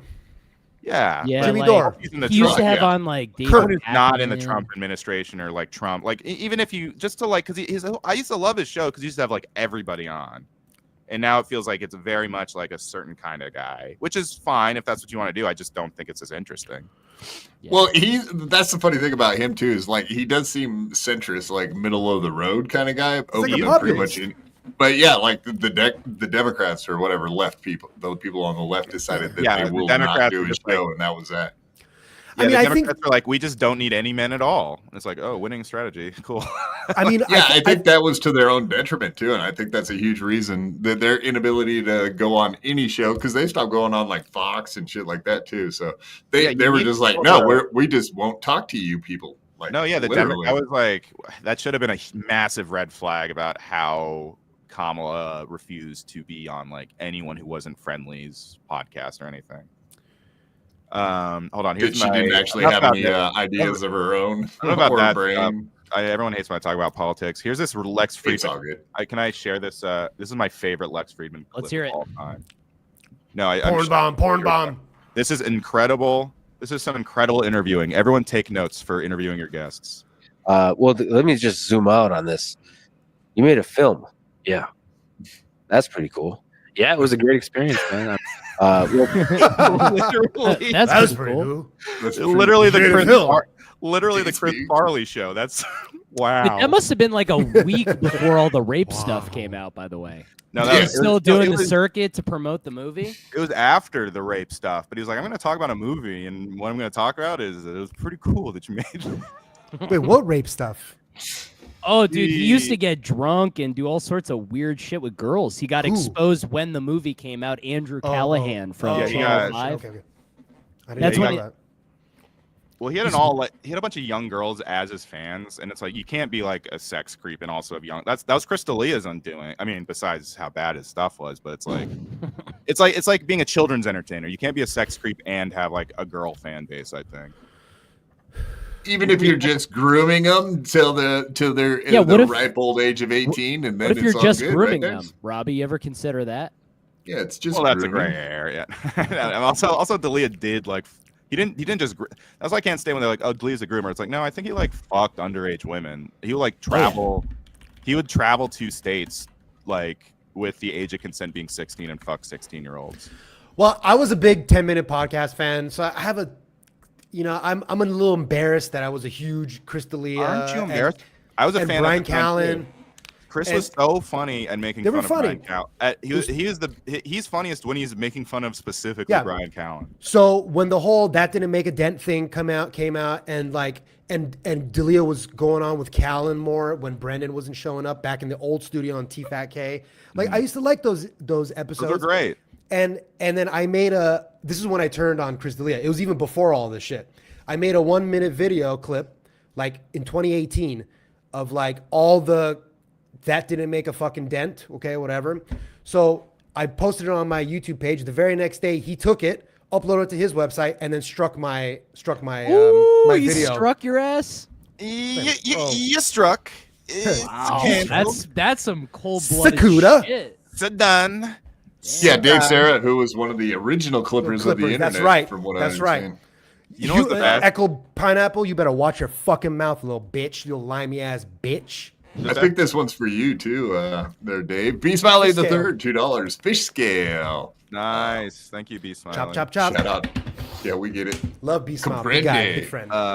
I loved when Brian Callen, right after D'Elia got exposed, he was like, I was never friends with him. We hung out one time at Swingers. I don't even know his last name. Oh my god, yeah, so like much best video friends evidence for fucking guys 20 hanging years. out. when the report came out on Callen and the quote was made on what he said, I was like, I don't. The girlfriend now. I didn't really believe it at first, and then when I heard the quote, "Oh, what am I, some big bad rapist now?" I'm like, know. "Oh, that's Callen. Sounds like That's Kyle. 100% Callen. Those quotes were just exactly shit he would Too say. perfect." And you know how you know it's true is because Rogan thinks it's true, and he wasn't invited back for a while. That to me was confirmation. That was the stamp. Rogan definitely knows. Yeah, Rogan's definitely. friends sure. are rapists. It's like, okay, dude, like he knows. Well, you guys all talk in green rooms, right? Like there are, Yeah, I'm sure there's everybody knows whispers just pop. Yeah, for sure. Well, Rogan would also talk about picking up girls with Brian. He definitely probably Yeah. saw Brian, if not rape someone, because if you know someone who rapes, which I have, they always do something creepy or over the line, and you're like, that's a little weird, you know? Yeah, it's not just the raping that's No weird. one goes from zero Testing to the rape, limits. At least that I've known, yeah. Well, the with the fuck, I forgot what I was gonna say again. God damn it! All right, go on. Well, I mean, these guys that do like rape jokes, or is there any telltale signs that you've ever noticed with people that have like it weird doesn't. jokes. Everyone acts like there is, but there is really not. I've seen dirty comedians rape people, and I've seen clean comics rape people. I mean, I don't see it. I've read. I know. You've watched heard about all of it. But I Personally. actually can't stand when people say that. Like Cosby gets exposed. Like always the clean comics. It's always, and then Russell Brand gets exposed. It's like, well, how? Of course. Have you listened to his stand up? It's like, okay, well then there's like no correlation. Yeah. I wouldn't think there would be. No, like Patrick Melton right now. Everyone's pulling up all these jokes he's made over the years about like pedophilia jokes, like whatever, or weird ideas he's had on podcasts, and they're clipping it all together and just being like, yeah, obviously the guy's a pedophile. It's like, oh really? That's a stretch. Well, his whole thing is he's an internet smear merchant, so obviously that's what he does. So people are gonna do that. They're with getting him back. It's Yeah. like payback time. Is Melton a pedophile? Well, I mean, a lot of says people a lot are. We of go on jokes. Kiwi Farms, and yes, that will be confirmed for you. But yeah, a lot of See, places would say honestly, no. I wouldn't say so. It doesn't matter if like he's. onions. You have to ask kids. It doesn't matter if he's a pedophile because the most pedophile hunting, scary Kiwi Farms type people all think he is. So it's like, what difference does it make? Right. The Kiwi Farms people. I mean, I feel Nice mic, Dave. Is it fucked up again? Yeah. God, you're such a failure. No, I actually hit the Failure back to button. produce. Okay. Well, Farms just like a forum talking about lolcows. Yeah. No. They go after like serious grifters and like people And who lol harm. cows. It's a mix. It is. Yeah, but it is they a don't- mix. But there's got to be some real drama there. They're not going to just go after lol cows I in should go on general. Kiwi Farms. That sounds like something I'd But like. I mean, I started. Well, it's hard to Don't go on there. navigate. Don't go on there. Don't go on there. I started I would visiting- suggest you don't because I mean, it's like it's like an old forum, so you got to kind of Yeah. get used to navigating and parsing. the yeah, but language. also I've heard rumblings that if you even go on their site, they like have access to everything. They're Well- kind of like, Oh, really? it's not a good thing. There's some. And it's like an A-log site too. So Yeah, like, yeah. No, I don't Anything- think Josh would do any type of cyber criminal behavior like that. That doesn't seem like him. That doesn't seem like him. totally well, not. with the like I started. No, I'm being visiting- genuine. Like I'd be shocked okay. if I found that out. Like seriously. I started visiting when they were talking about the big three with Perry, Don Barris, and that other guy when all that drama started happening. But going back real quick to the Chris D'Elia thing, like I don't know if like he actually fucked.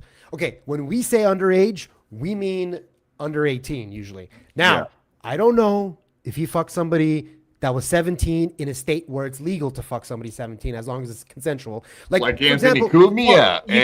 You can't travel for sex with a minor. That was like the Cumia thing. That's what he would do. He would go to states that specifically had like the age of consent being 16, right, which is illegal. You can't do that. Yeah, that's really. I didn't know that. Yeah, you can't do that. I didn't know that. Huh? Okay, but let's say you live in a state. Well, no, I mean in the clear. They lived in New York. Yeah, let's workshop this, guys. Let's really get into it. I didn't know. Because I gotta go. I was gonna. Hey, right, thanks, have a good one. Oh, I'm kidding. Oh, okay. Oh shit, he's gonna wipe his hard drive. If you do it, I think it's probably, I don't know, like, but I think when you travel specifically to fuck for the purpose, that makes sense. That makes sense. And they nail those guys that go to like Bangkok and shit. Try to get the worst is if you bring them over the state. That's human trafficking. Of course. What they got D'Elia on was a 17-year-old girl he fucked in a state that was legal. Texted him, and he sent that a nude to a bunch of his friends. So that's child porn. Okay, that's bad. Yeah, that's no good. So that I didn't even know that's what he did. But I was going to connect it sort of to the Dr. Disrespect thing, which is like, first of all, Dr. Disrespect didn't fuck anybody underage. And I'm not defending. Those are different. I know, but and I'm not here defending Dr. Disrespect at all. But to close up this politics thing, like this really sounds like a lot of the times people are mad at lawmakers. Like, make sure your state is 18 and over. Then, like, Florida's 18 and over. I was surprised to even hear about that. I like boys. But I'm just saying, if you got a problem with it, which I do, but if you live in a state where the consensual age isn't over 18, then maybe start writing your lawmakers. I actually don't disagree with that because in Europe it's 16 like everywhere pretty much, and like it does feel like the age Greece is way younger. It is like a cultural thing, so. To me, it's not even about like the law or anything like that. It's more like if somebody is intentionally tap dancing on the line of like they where know they exactly can, what they're doing, and that's an issue. And also, it is illegal if you send. Like I do agree overall. Like, okay, so if it's legal to have sex with an 18-year-old, and that's the lowest that you can possibly go, if it's legal, like let's say the age of consent is 13. Like, how many of these guys are going to go down that low? I think somebody like Chris D'Elia would certainly consider it. Anthony Cumia's ears are burning. Yep. Yeah, that's exactly what I was thinking. Because allegedly he just took her to the prom, but I think he was dating and fucking. I mean, that's 17-year-old for a long time. So. Well, no, I wouldn't do that. What am I, a pervert? 13 though. How embarrassing would it be to throw a hip at the prom? Wow, dude, it's like Anthony Kiedis from Red Hot Chili Peppers. If you ever see his girlfriend, she looks like a 12-year-old, and she's like 18. And yeah, that is crazy. But yeah, like 3 or 4 hours before the prom, Anthony Cumia was getting a hair transplant. So it's weird. Oh God, that's so gross. And it's a really bad one too. It never looked real. Oh God, the story about him bringing a date to a pediatrician. That one is a truly dastardly. It's dastardly. That one sends a chill down my spine and I do return to it. He took the lollipop. What's the legal consent in South Carolina? Another one where he had a girlfriend and they had to admit her to pediatrics. Dude, we're talking about the East Coast, West Coast comedy pedophiles like Tupac and fucking Biggie on the other side. Like, this is crazy. Well, like I know in New York, we've talked 16 about this 16 in South Carolina. So he just to get 1 year. I think New Jersey has the youngest, and like New York is 17. So I think whatever Anthony did was legal, but whatever. Yeah. He made a lateral move. He made a lateral move. Well, who knows? That's the stuff he talked about on the radio. Who knows what he's up? Who knows what Cumia's doing behind closed doors? Who knows if Sue Lightning's still on the payroll? Who knows? You know, maybe he's been playing some Resident Evil recently. That's one that stuck because that seems like one of the less bad things he's done. Yeah, Sue Lightning was in her 20s when they fucked. Come on, right? I mean, he'll just take whatever he can get, though. That's kind of the point. Absolutely. I believe that too, because she is his type. If you like look at the girl that he just looks really young. Yeah. Young. Yeah, that's the type. He likes he likes pale. We just showed that maybe a week and a half ago. The Red Bar segment that he did on all the Instagram reels of all the very young girls. Oh God, I remember all. Yeah, that one's that's bad. That's My creepy favorite as fuck. sidebar moment was when he See, looks Anthony's right at type is like the camera victim from the Franklin scandal. Just got out 3 months later. Well, that's what's so funny about Cumia. Like, he takes all the right wing talking points basically, but the funniest is like the libs are all pedophiles. It's like, I know. I wouldn't I talk about that, know. buddy. What the fuck is Hey, I mean, Rumble a little bit too. Pizzagate, Rumble a little bit too should be taking some flack because again, the Dr. Disrespect thing. I don't want to defend him. I don't know what the fuck even really happened. Whatever, but to bring him in as like a main partner, it's like it's kind of a little fuck you to your audience. Yeah, that's why you can hear Mersh cry on a nightly basis about it now too. Like they stopped paying me. They didn't. They're all in on that guy Roy Moore who like fucked a 13-year-old or something crazy. Oh, right. Like that. Yeah. And but at the same time when they were doing Pizzagate, like at the same time, I was like, what is wrong with Hey, well, also Epstein said that Trump was his closest friend of 10 years. Right. Well, Yeah. if you wanna go see something kind of cool, go to TikTok, look up @Cumia, and just see who he's following. He doesn't have any posts up. Dude, I don't even know. scary, man. I don't even know if it's him or not. As a TikTok is. I don't even know if it's him.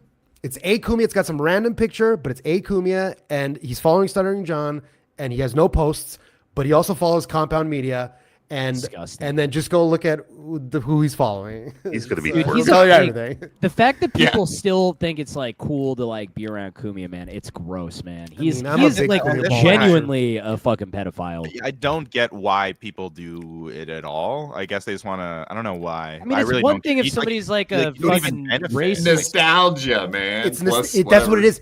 It's The an nostalgia. imprint. Yeah. It's imprinted. I'm gonna be candid for 1 second. Sometimes when I'm having sex or I'm jerking off, I'll think With about young boys. I'll think Anthony about Cumia? I'll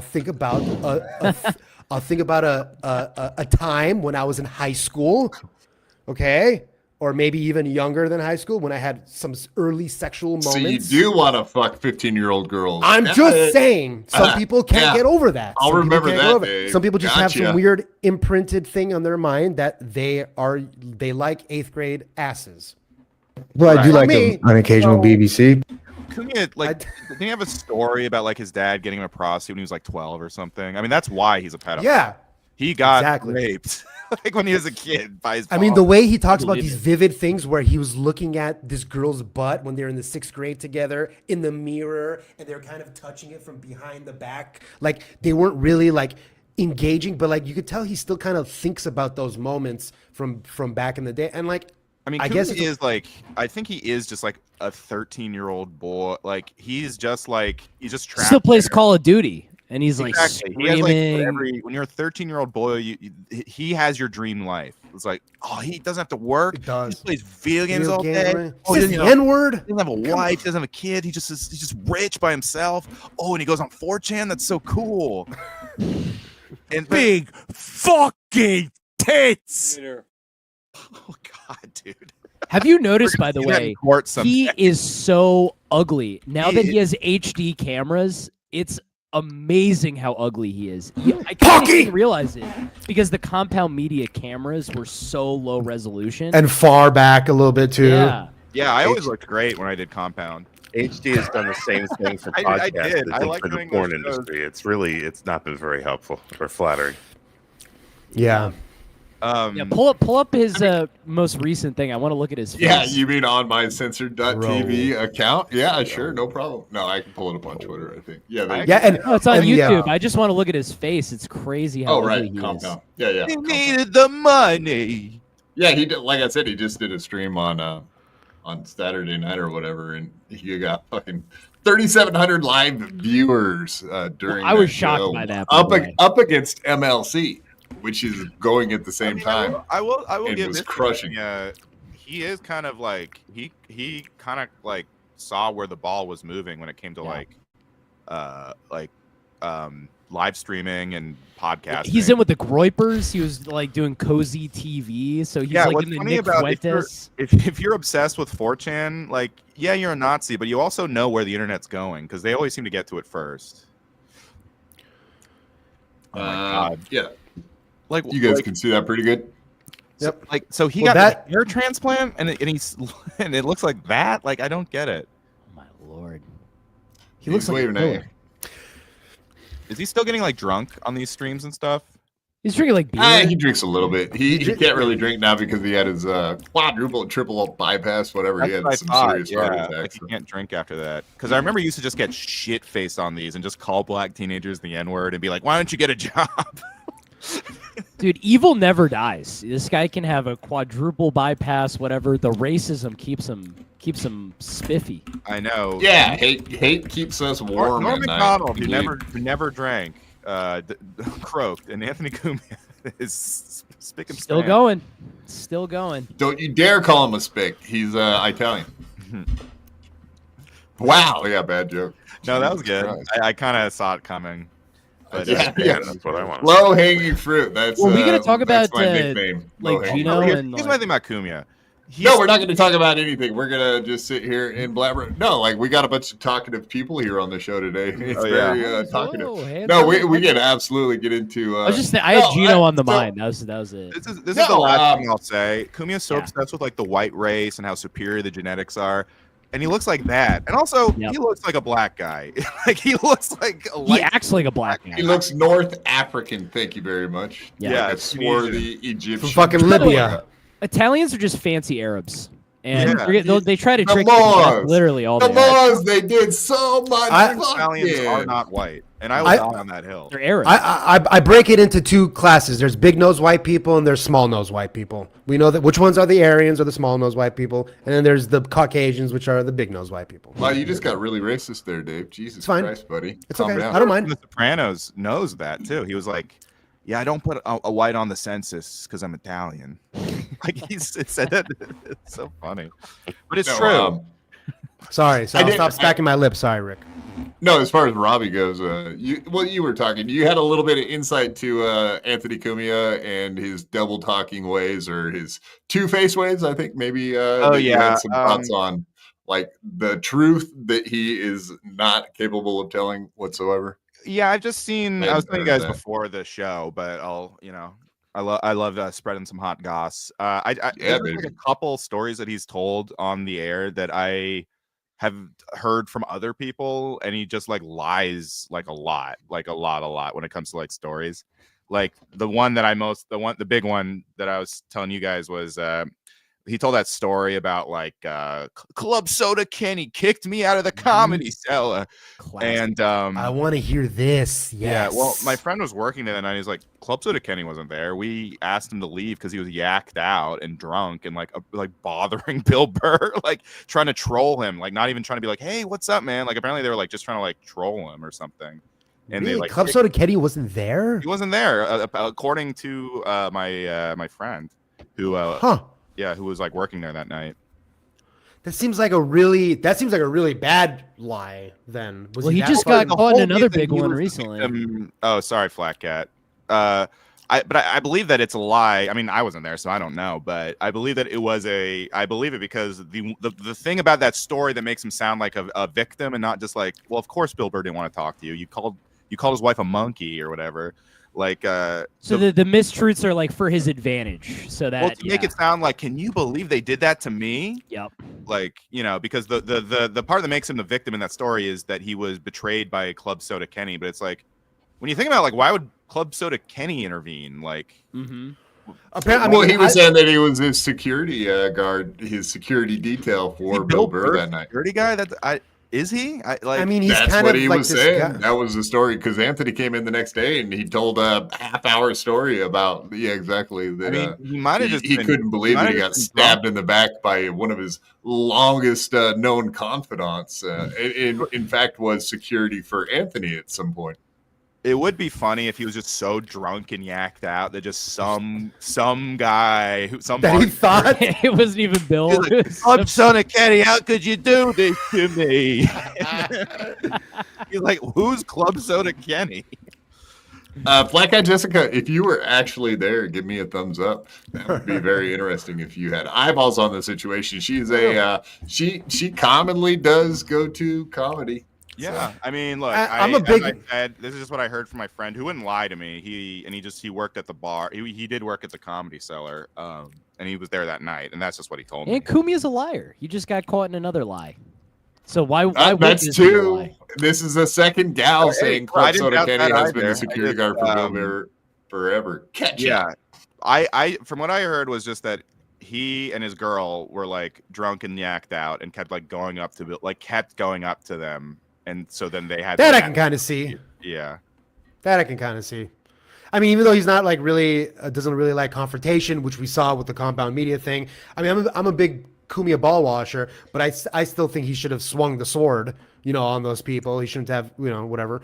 But yeah, I mean, why would you be a Kumia ball washer? Why? No, I mean, I've just been listening to Opie. I'm a huge Opie and Anthony fan for a long time, and I watch Kumia a lot.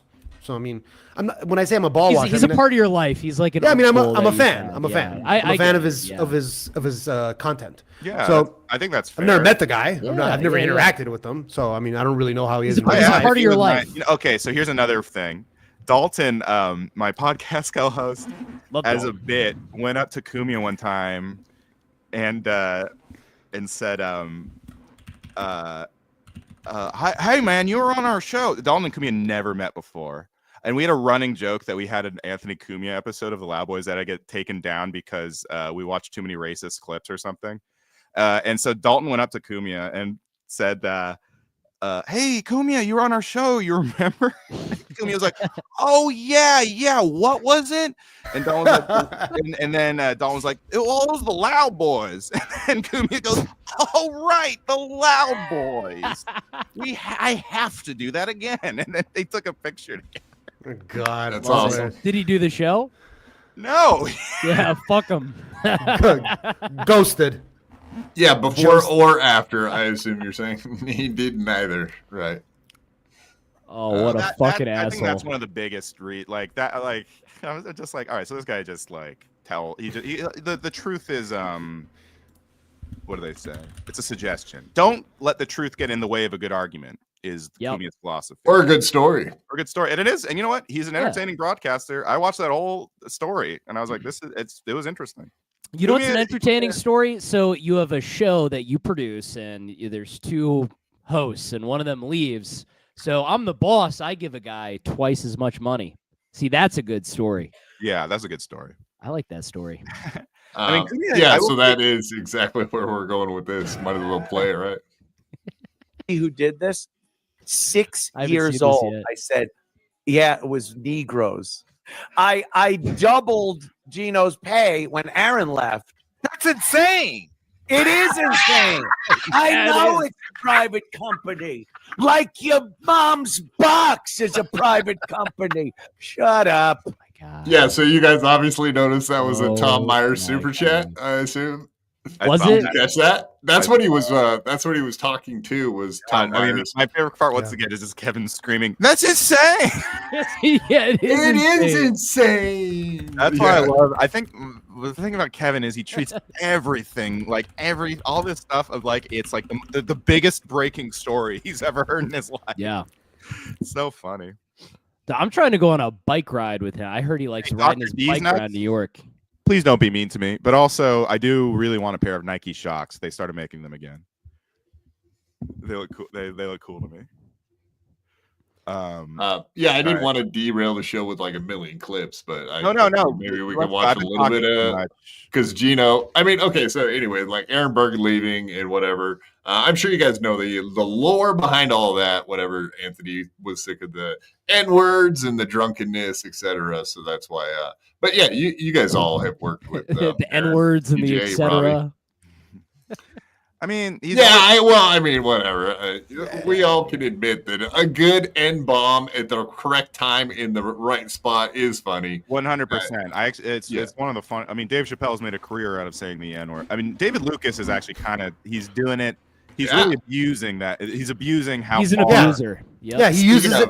Well, David Lucas, for example, was probably the last black person that's ever been on Kumia's show. And that was maybe a year or more ago. But yeah, that's like he went on to Kumia, so he was unabashedly like. How does he have any black people on his show after all the stuff he says? Like, I'm not like not just the black people who are on the show. It's like because the black people that go on his show also hate the same black people that Anthony hate. It's fine. Oh, it's okay. Yeah, it's like the Patrice thinking, you know, like it's like or it's whatever. Like, Chris like, Rock, the N-word joke. Bad when Patrice was doing the show. He was just like a more normal racist guy. He's gone like full like. It was Trayvon Martin.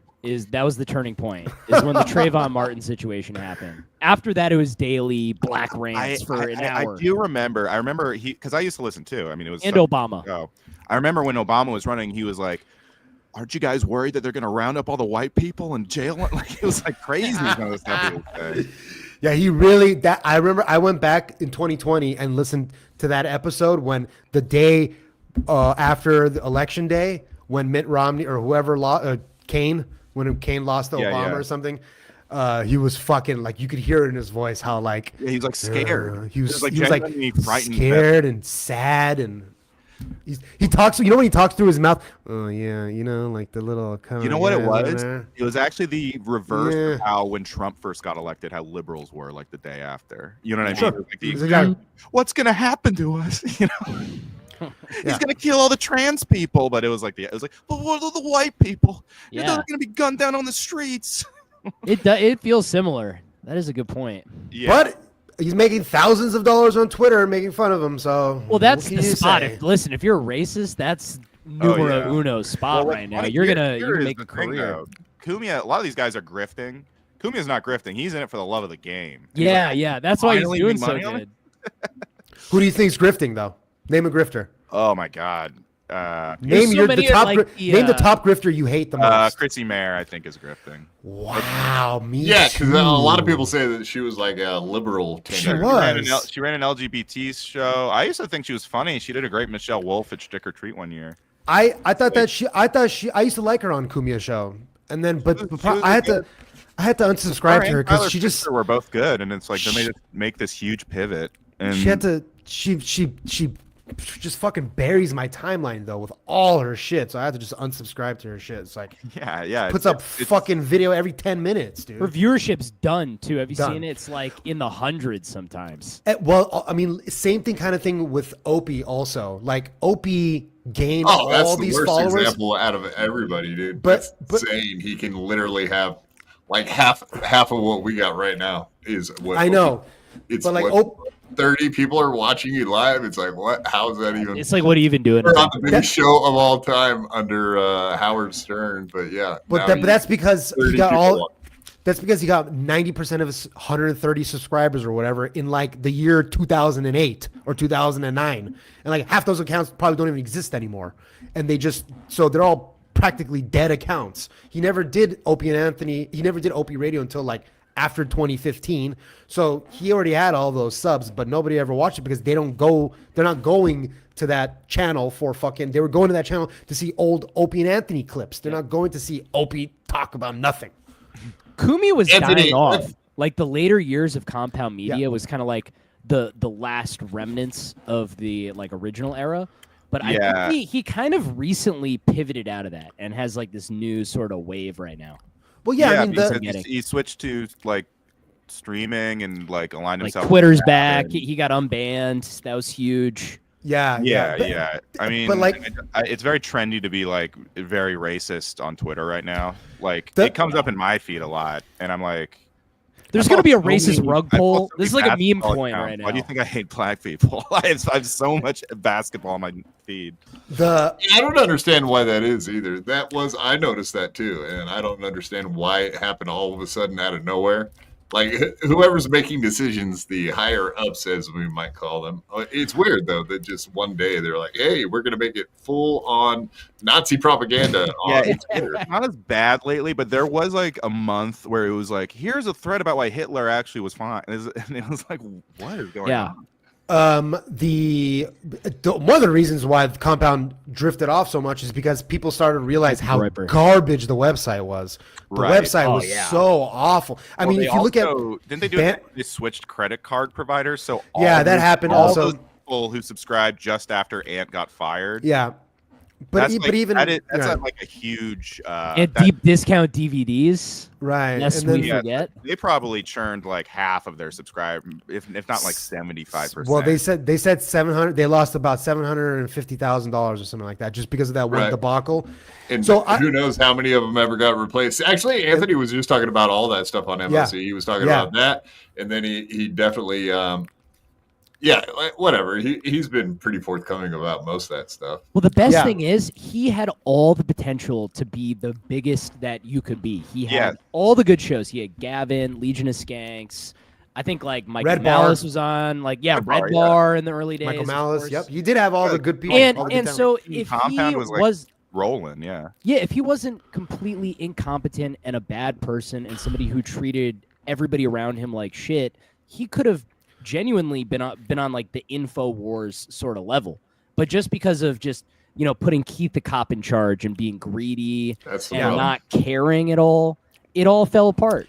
If this happened today, if they created today, that's crazy. If they he had Gil's on. If they started Compound Media, okay, if Garrett was the same age today as he was 10 years ago when they started, I think Cumia would have asked Garrett to run it, and I think Garrett, even 10 years ago, Garrett would have done a much better job running that shit than Keith the Cop. I just think that he was like probably a little too young. He was probably 28, 29, 30. So it's like giving him the keys. Just a random producer. Like why did he hire Keith the Cop? I don't understand. This guy's a millionaire. He should have hired an actual executive who's worked on an industrial level. Some random guy from Sirius and just like lured him away with money or something. Yeah, or like somebody from TV or like even movies. Because those guys are always looking for if there's money to be made. I mean, because at the time Anthony was a huge money. He was like he was a famous guy basically. And also if Opie just went with Anthony, that also could have been a total game changer too. Instead of trying to like, that actually would have been kind of cool. Yeah. But they just hated each other, so it was just never gonna happen. Yeah, and I think Opie had an ego. Like, finally, I dropped a dead weight. Yeah. But also Jim not going over—that's also huge. If Jim just went over and they did like the Opie or the Anthony Jimmy they're show, probably just getting the fattest paycheck from Sirius, though, right? Like, and up till now that he's gone from Jim and Sam, you guys heard that recently, and also they knew Anthony what he was saying off mic. They're like, oh boy, Anthony without a leash. I don't know if we want to be involved with that in that. I mean, I thought that when Jim and Sam first started, I thought that Jim was making like $3 million a year or something. At least, he was making like $1 million a year. Oh wow, that's a lot of money. Yes, sure, but I thought it was way more. That action. But I mean, Jimmy and fucking Ant are still like homeboys to this day. Like Ant went on Jim and Nikki's show. That's another thing. It's like, Jim, do you see funny. It's about trans people? What is like? I think you're a bunch of faggots. Say absolutely would say that to his face probably at some point. I'm sure. Nikki Norton walked by me in New York. She smell good. She's tall. I think she's taller than Jim, right? Oh yeah. Yeah. She's like Norwegian or something. Taller, bigger. Would you? Would you? Would you? Would you? Would you? You know what is funny though is she was dressed much more feminine than and presenting as more feminine than like all the girls in New York who just the open mic girls. Yeah, exactly. Like they just dress in dress in black leather jackets, basically. Well, I mean, with the Norton thing, we had heard all the, and you get the skip super chat around, but we had heard all the bullshit about how he liked to fuck trannies, but we always just assumed that they were like thought it was a joke. It's not a joke. We always thought that he was still fucking a pussy, not that he was getting fucked in the ass. And so, wait, Dave, I'm sure you found yourself in the same situation. Do you think Jim gets fucked in the ass, or do you think he fucks? Really? I mean, I think that he either likes to suck on a dick or get fucked in the ass because he talks about how much he hates his sexual proclivities. Okay. And he seems to be very embarrassed about this kind of stuff. Sort of. He's probably into like humiliation stuff. Honestly, maybe I can see that. It's possible. I think because Chelsea Peretti said he likes to piss on her or something or like to get pissed on. Yeah, who knows? He probably is into some kind of water sports. G-Rob, $5. I don't think Cumia is necessarily racist. I think he just dislikes the blacks who embrace crime and entitlement culture. There you go. Agree. There's a nuanced argument. Yeah. We don't like nuanced arguments here. I don't think water's wet. I don't think fire is hot. And Plenty of evidence think to back all of Anthony's that a up. racist. He needed the money. Yeah. It's like, what are we doing here? We're not going to say that Anthony Kumi is racist. Sorry. I'm done with the mouth noises. Sorry. He says he's racist. Like I'll have to kinda- take his word for it when he says that he is a racist. Yeah, exactly. He just spoke at a Jared Taylor white supremacist rally. That's a what bad are we saying? look. But what is racism? I guess that's probably what G-Rob was headed for. A really nuanced discussion about race and other things. Like Jared Taylor would probably have you in a discussion about the bell curve, perhaps. I think that's how Ant used to be. It's just gotten so much worse. Like Rogan apparently won't fuck with him anymore. So Well, it's like that's what the focus is. It's one thing if that's like a hobby. right. You can't have that be the main thing. No. Or just be privately racist. Don't make it your identity. KB, another hot lady. Member for 12 months. Thank you for being a member pretty much from day one. KB, you're awesome. Thank you very much. Tell Sarah to stop making Ray-esque mouth noises. Are you doing that weird shit with your mouth? I do. Like another lady in the chat there. KB is a very nice lady.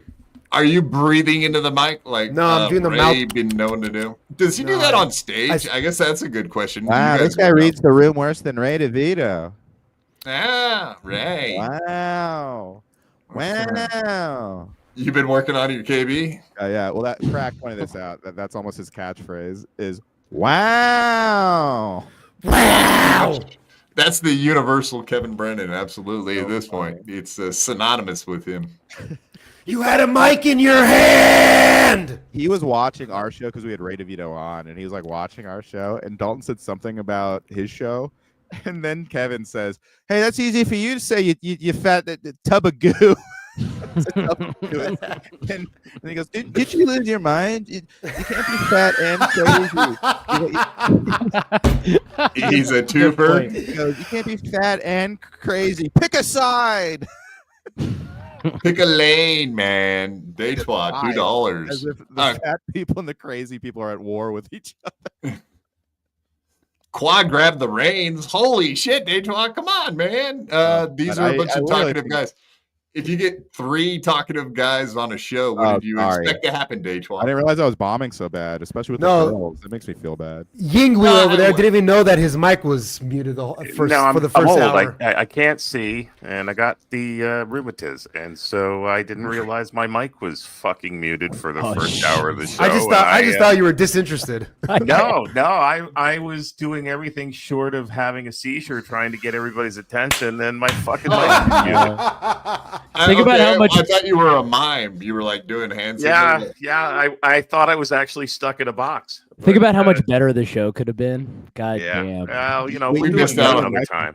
I thought this was like a bit. That there was just some guy not talking. Yeah, is he real? No, yeah.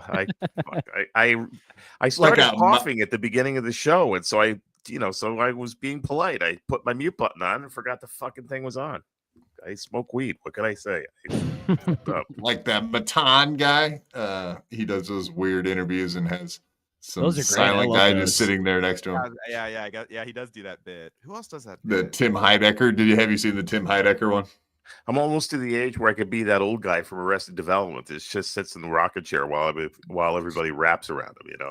Yeah. I don't remember what his name was, but... Well, a bunch of people were calling you an extra earlier, so I don't know. I think it was kind of endearing. That was, yeah. You know what? Adam on MLC used to be like that. He wouldn't say a word. Yeah, no, I was on MLC a couple times, and I was like, is this guy gonna talk? Is this guy fucking gonna talk? Yeah, because he's a comedian, right? Like, I don't think. Has he done stand up? No, not at all. And the best thing is, out of all the guys, he would have the best lighting, and his his mic would be the best. Of course, he's a producer. Yeah, of course. Yeah. He produces for Brian McCarthy now, which is the funniest part. He left MLC to go hang out with Brian P. McCarthy. That's you left to hang out with a blind guy. sometimes it's a really interesting conversation. I actually forget I'm part of the show, and I kind of see Quad looking like, what the fuck is going on over there? And then I remember that I'm still here, and I gotta check in every once in a while. But yeah, a little bit of slapping, but yeah, you know, what am I gonna do? I'm easily entertained. I did that David Collins show too, and there was a guy on that who didn't talk. So I was like, is this a thing that everyone's doing now? Okay, I mean, yeah, if you guys wanted to talk about the Ray Devito, did you get to see the David Collins bit? I did see that. Yeah, I saw that. It's What fucking... about him like talking about getting a lawyer or something? Yeah, well, okay, so the entire show we've been talking about the fact that Ray Devito has an issue with that guy Franklin Sheckler who makes all the videos, the clips of all the videos about him. But yeah, apparently he went to Iowa or wherever this David Collins guy is, and they did an interview. What's that? Who is he, by the way? I did do a show. He's and a comedian. Yeah, he is a comedian. He's just like a comedian in the Midwest or something. Yeah, apparently he's from Colorado, but they met up in a green room in Iowa and just happened to do a podcast together. And I don't think he tipped him off. Like, he was asking him pointed questions about the Franklin Sheckler stuff and was recording him.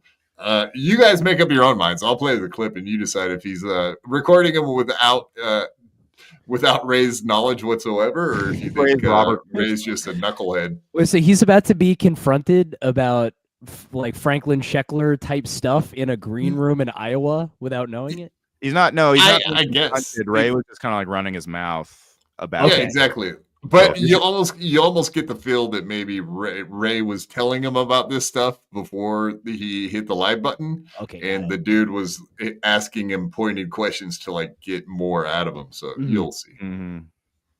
Get to the bottom of it. Making videos. I should have asked that later in the show. Videos mean making fun. That's fine. You started. I just mentioned a woman. I feel like Ray Devito kind of name drops this guy for no reason. He knows I'm recording everything at this point. He just watch me turn everything on. Yeah, that's the part that I kind of want to skip. His name. They started making videos saying I sexually assault these women, and that's when What's interesting about this clip to me is you can see how uninterested I am in this, and he continues to divulge this information that he insists doesn't want recorded. Legal, and I have a lawyer. It looks like a cop, by the way.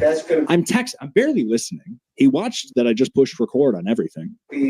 I got to press charges and stuff, and that's also. I got to press charges and stuff on a guy that makes clips of me on the internet. He's gonna go to prison for a long time. Watch out, Franklin. Yeah, absolutely. Looks like a fucking fed too. Look at him. This guy looks like a fucking young cop. Right? Yeah. Wow. I'm just like you, Ray. How do you doing, fellow comedian? This mustache is real. Of course, it's real. My name is David Collins, and of course, I'm real. It looks like Buschetti is training him. Yeah. There's corporate shows I've not gotten. Oh, that's what's up. Somebody just called you out in the chat for scrolling on X. Yeah, that's the tough thing. Yeah. That's what everybody says. I can prove damages. Not only can I prove damages, the other thing.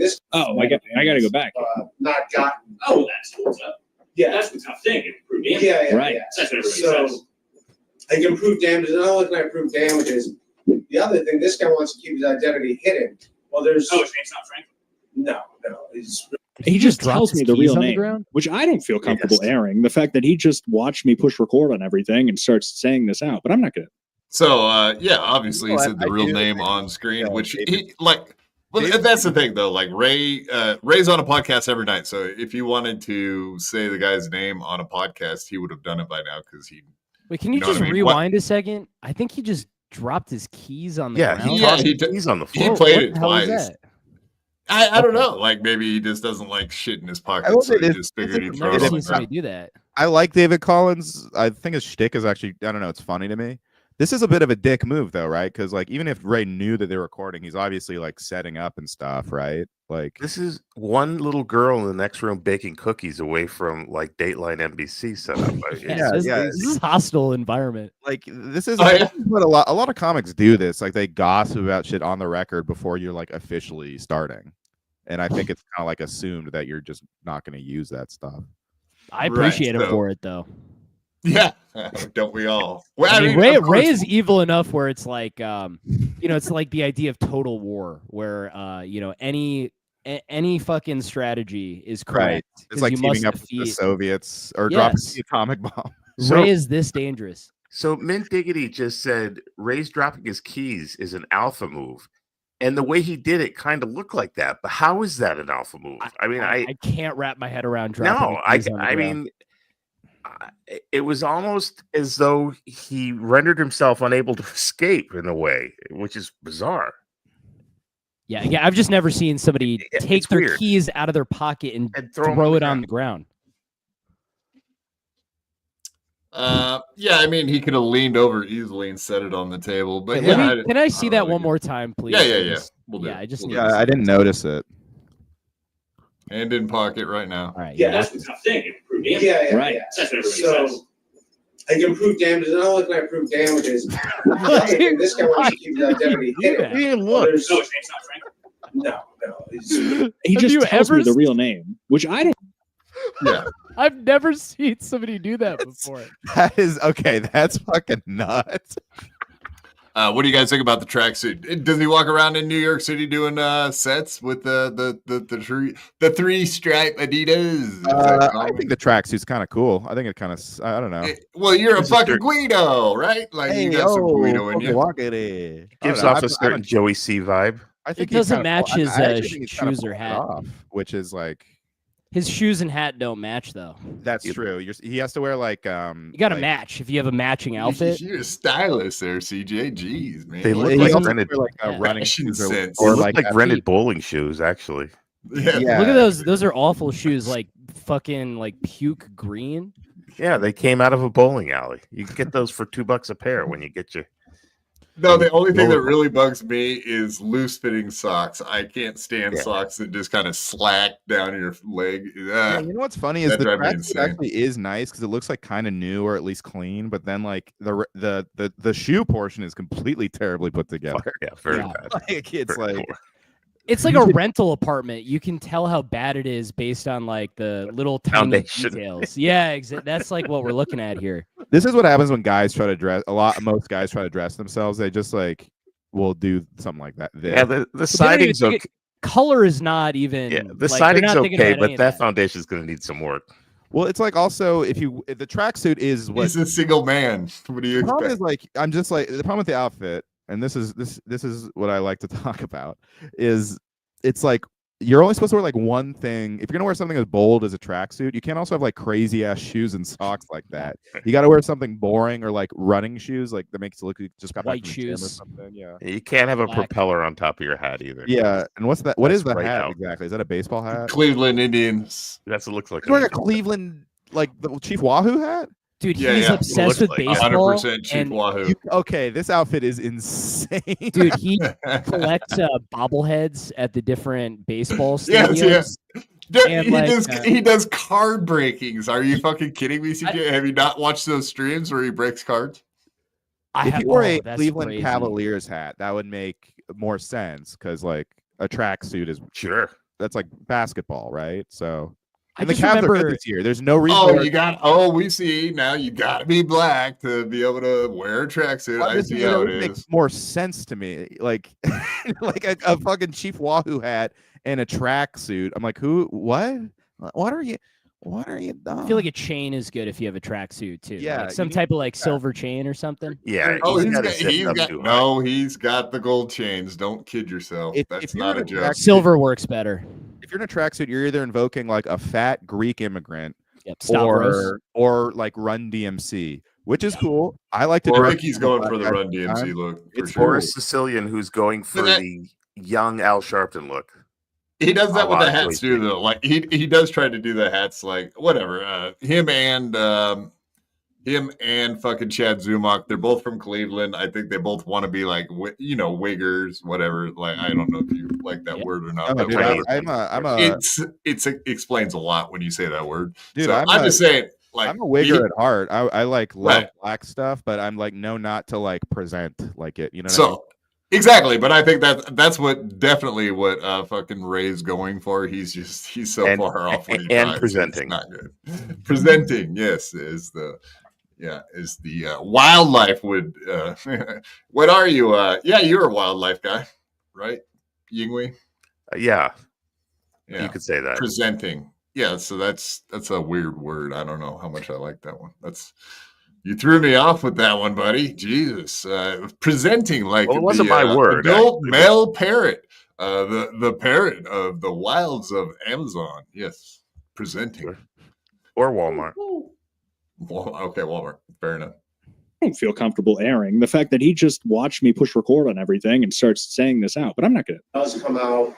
I gotta get my story ready, my jokes, and I can do like a 30-minute show, but it'll be on NPR. My friend Ophir is in charge of the moth at NPR. I'll do some stuff with NPR. John Fugelsang is on Sirius XM. He's all into this story. He'll hook me up together. It'll be a big story. So this guy's name is going to be in the news when the lawsuits come out. So he doesn't think that all this shit's happening. What's the story? That he just target cyberbullies and target harassment. Like, you can't just make up fictional stories. I can't just make up a story. David Collins sexually assaulted this woman. Well, as a public figure, you have some, I would prove damages. Yeah, but it's also lying like is covered by the First Amendment. That's true. That's true. It's a little complicated. You'll have a lot of experience in that. And right now, like, cyberbullying, cyber harassment is a big deal. Like, fucking the left hates it. You know what I mean? Right. Well, that's why you talk to NPR. Yeah, like, they love it. It's like, you can't just harass people for the fuck of it without there being some type of damages. So I just want to test this one more time here because this was not. What do you guys totally agree with this, man? You can't just go around harassing and bullying people with clips on the internet, right, guys? I don't really know the context with what they're talking about. So he's saying because this guy is making these documentaries about him, it's raised to the level of cyberbullying to the point where NPR needs to be involved and do stories about this is kind of what he's saying right now. But what are his damages? Lifetime? I did fuck up his SEO because I didn't have any context and I YouTubed Ray DeVito and the first thing was like serial killer, vile incel. I do get Ray's grievance on some level. He claims that he says, I don't know what you guys think about that, but he has said he has lost corporate gigs because people have looked up that stuff. Like, dude, good. He should not be in corporate environments. He's like a serial killer weirdo. It says so right on the You're internet. not helping, CJ. Yeah. You're not helping it. Okay, like, what do you think the news is for? Right. What do you think Google's for? I mean, he wants to do weird shit. He wants to talk about fucking getting butt naked in the Planet Fitness in Astoria, waving his fucking ding dong around, blocking the exits. The problem is you're not doing corporate gigs anymore. You kids aren't smoking cigarettes, are you? The problem is when you're a famous person or whatever you're considered, like what do they consider it when you can't make fun of somebody? Like, you can talk about them. When you're famous. a public figure. Public figure. The problem is when you're a public figure and you're broke, it's difficult to justify these two things and rectify what's going on because these random people can make fun of me because I'm a public figure, but my bank account doesn't show that I'm a public figure. So it's very difficult for him to reconcile all this. Yeah, they don't have public prosecutors the same way they have public defenders. Exactly. I mean, the fact that he thinks this is a story worthy of NPR is so funny. It's like this. I'm the victim. People have told me this story. This is going to be a big story when it blows up. Come on, guys. Media guys do be loving to write about basically regular guys who get brigade. What's that fucking guy the Opie and Anthony forum went after? Patrick Tomlinson. Yeah, that guy got a story in the Atlantic. So it's like I could see Ray telling the truth here because this is weirdly a topic journalists like to talk about. But who knows? He might be bad Clipper. You know? And the corporate gigs that Ray's talking about are not corporate stand-up gigs where he's getting paid $50,000-$60,000 a show. He's talking about YouTube viewers. No, he's talking about these fucking card places that are that sell you their booths so you can go do card openings. That's what he's talking about, corporate gigs. He's not talking about the stand or whatever the fuck. He's not even talking about That's that funny. stuff. Just like a gig at a card store. That's a corporate gig. He's done a bunch of those. He's done a shitload. He's not going to do the summer picnic at Ford Motor Company. Is that what you're trying to imply? Yeah. Yeah, but all it's so funny because all the Pastor lied to me. videos are just clips of things that he is saying. So Exactly. And what with is the even- date at the what's the top, lawsuit? it says the date, and then he just whatever. He stitches it together like all the times that he said this or that. And like the most recent one, like I was showing you guys, the Luigi Mangione one, and he just goes on and on and on and on about how it was okay what that guy did, and like he really hates corporations and healthcare. And How it's like never he's losing all the ending. corporate gigs, of course. Dude, it's so bad. It's fucking.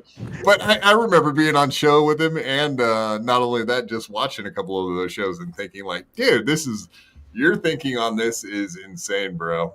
He really thinks that guy deserved it. Even Franklin Sheckler is kind of a little bitch too, because he was doing all this. He was doing all this fish tank. He was bullshit. a fan of Ray's. And Ray pissed him off because like he didn't use his stuff or whatever, and that was the end of it. And it's kind of it's kind of he easy has to a piss. vengeance, like That's an my actual biggest nightmare. By the way. No, it is. because Robbie, it wouldn't the happen to you. fan. It's different. It's different. I'm saying like this guy is fucking weird, and I Right. think it takes a true fan to see think it's what both. Franklin is seeing. Oh, okay, yeah. Just one day, all of a sudden, the veil was dropped, and he was like, "Oh my god, what? I'm a he fan of probably this saw all guy? this stuff What?" to begin with. I mean, Franklin's sensitive. Also, all I said to Franklin too on Twitter Yes. one day was take Sam Hyde's fucking cock out of your mouth and start going back to Ray Devito clips, and he fucking banned me right away. I was like, dude. I mean, come on. I mean, look at the world you're in, and you get mad at that. Yeah, the You're whole fucked. thing. It seemed like a spurned lover type of situation. It's with exactly what it is. That's what it was. Both of them are cocksuckers. Yeah, New York, a lot New like Jersey Ray Ranger Devito. 201, Sheckler, the Shuley enjoyer. Yeah, like that is another thing. Like the Shuley network and whatnot does seem to protect that guy somewhat, and has really whatever. Those guys seem to hate Ray DeVito for some reason, but probably because they work together, I'm guessing, and then they kind of fucked him over. I would say that's what happened, but I'll play a little more of this. My mind's not even. I'm trying to do audio checks. I'm thinking about how this microphone was having issues. He's just divulging this information to nobody. Yeah. Only to my listening audience. Yeah. Up any sounds, and you know what I did? I unscrewed The top of this and screwed it back on. It shouldn't have done anything. That should have nothing to do with the electronics, but now it's picking up sound again. So I'm not sure. All right. It just started malfunctioning today. So, There you go. That's high praise, Matt O'Daniels. Thank So you. that's solved. Nice. Yeah, I mean, we don't have anything by name. Of course, you know, it is a curious topic of Yeah, your but relationship, but your relationship with the internet is a curious topic. Sans, you know, to the direct names of people. You guys check my French there. Drop the word "sans" in a conversation with Ray DeVito. Do you think he caught that? But name, of course, you know, it is a curious topic of Yeah, your but relationship, but your relationship with the internet is a curious topic. Sans, you know, to the direct names of people. Right. But I don't really want to get into that because here's the deal: if I do talk about it, it looks like I'm involved in it and kind of like. So I've been told by my. So I think what I just heard is he doesn't want to talk about it. So actually, I mean, He's if you getting kinda thrown think- under the bus by getting this posted, I think. Yeah, For sure. I think so. I'd be This pissed dude if I was totally Ray used if I that. saw this. Right. So whatever. I don't know what you guys think about that David Collins guy, but he does seem very suspicious, and like that whole exchange right there just kind of points out the fact that Ray was trying to tell that guy, "Hey, I don't want to talk about this stuff on the podcast tonight." Like he was literally saying, like, this stuff needs to be excluded, and that guy just totally caught him off guard. Yeah, and Used thank the- God for him for airing all that shit out. Appreciate you, buddy. Yeah. Yeah. I don't know. This is what's so funny about the Dabbleverse and all this stuff is like it's all these people that I've interacted. I'm like, this seems like a nice guy, but it's like everyone's like at war and doing war. It's all for fun, though. Waiting I to mean, stab you in the back. It's 8th grade. I don't know, dude. I do enjoy hearing about it. But chat rips on me. I rip on someone else. If I were to meet anybody in chat, we'd have fun. Drink a beer, let him shit on me. I don't give a fuck. But Ray can't take it, and we don't like that. Yeah, that's true.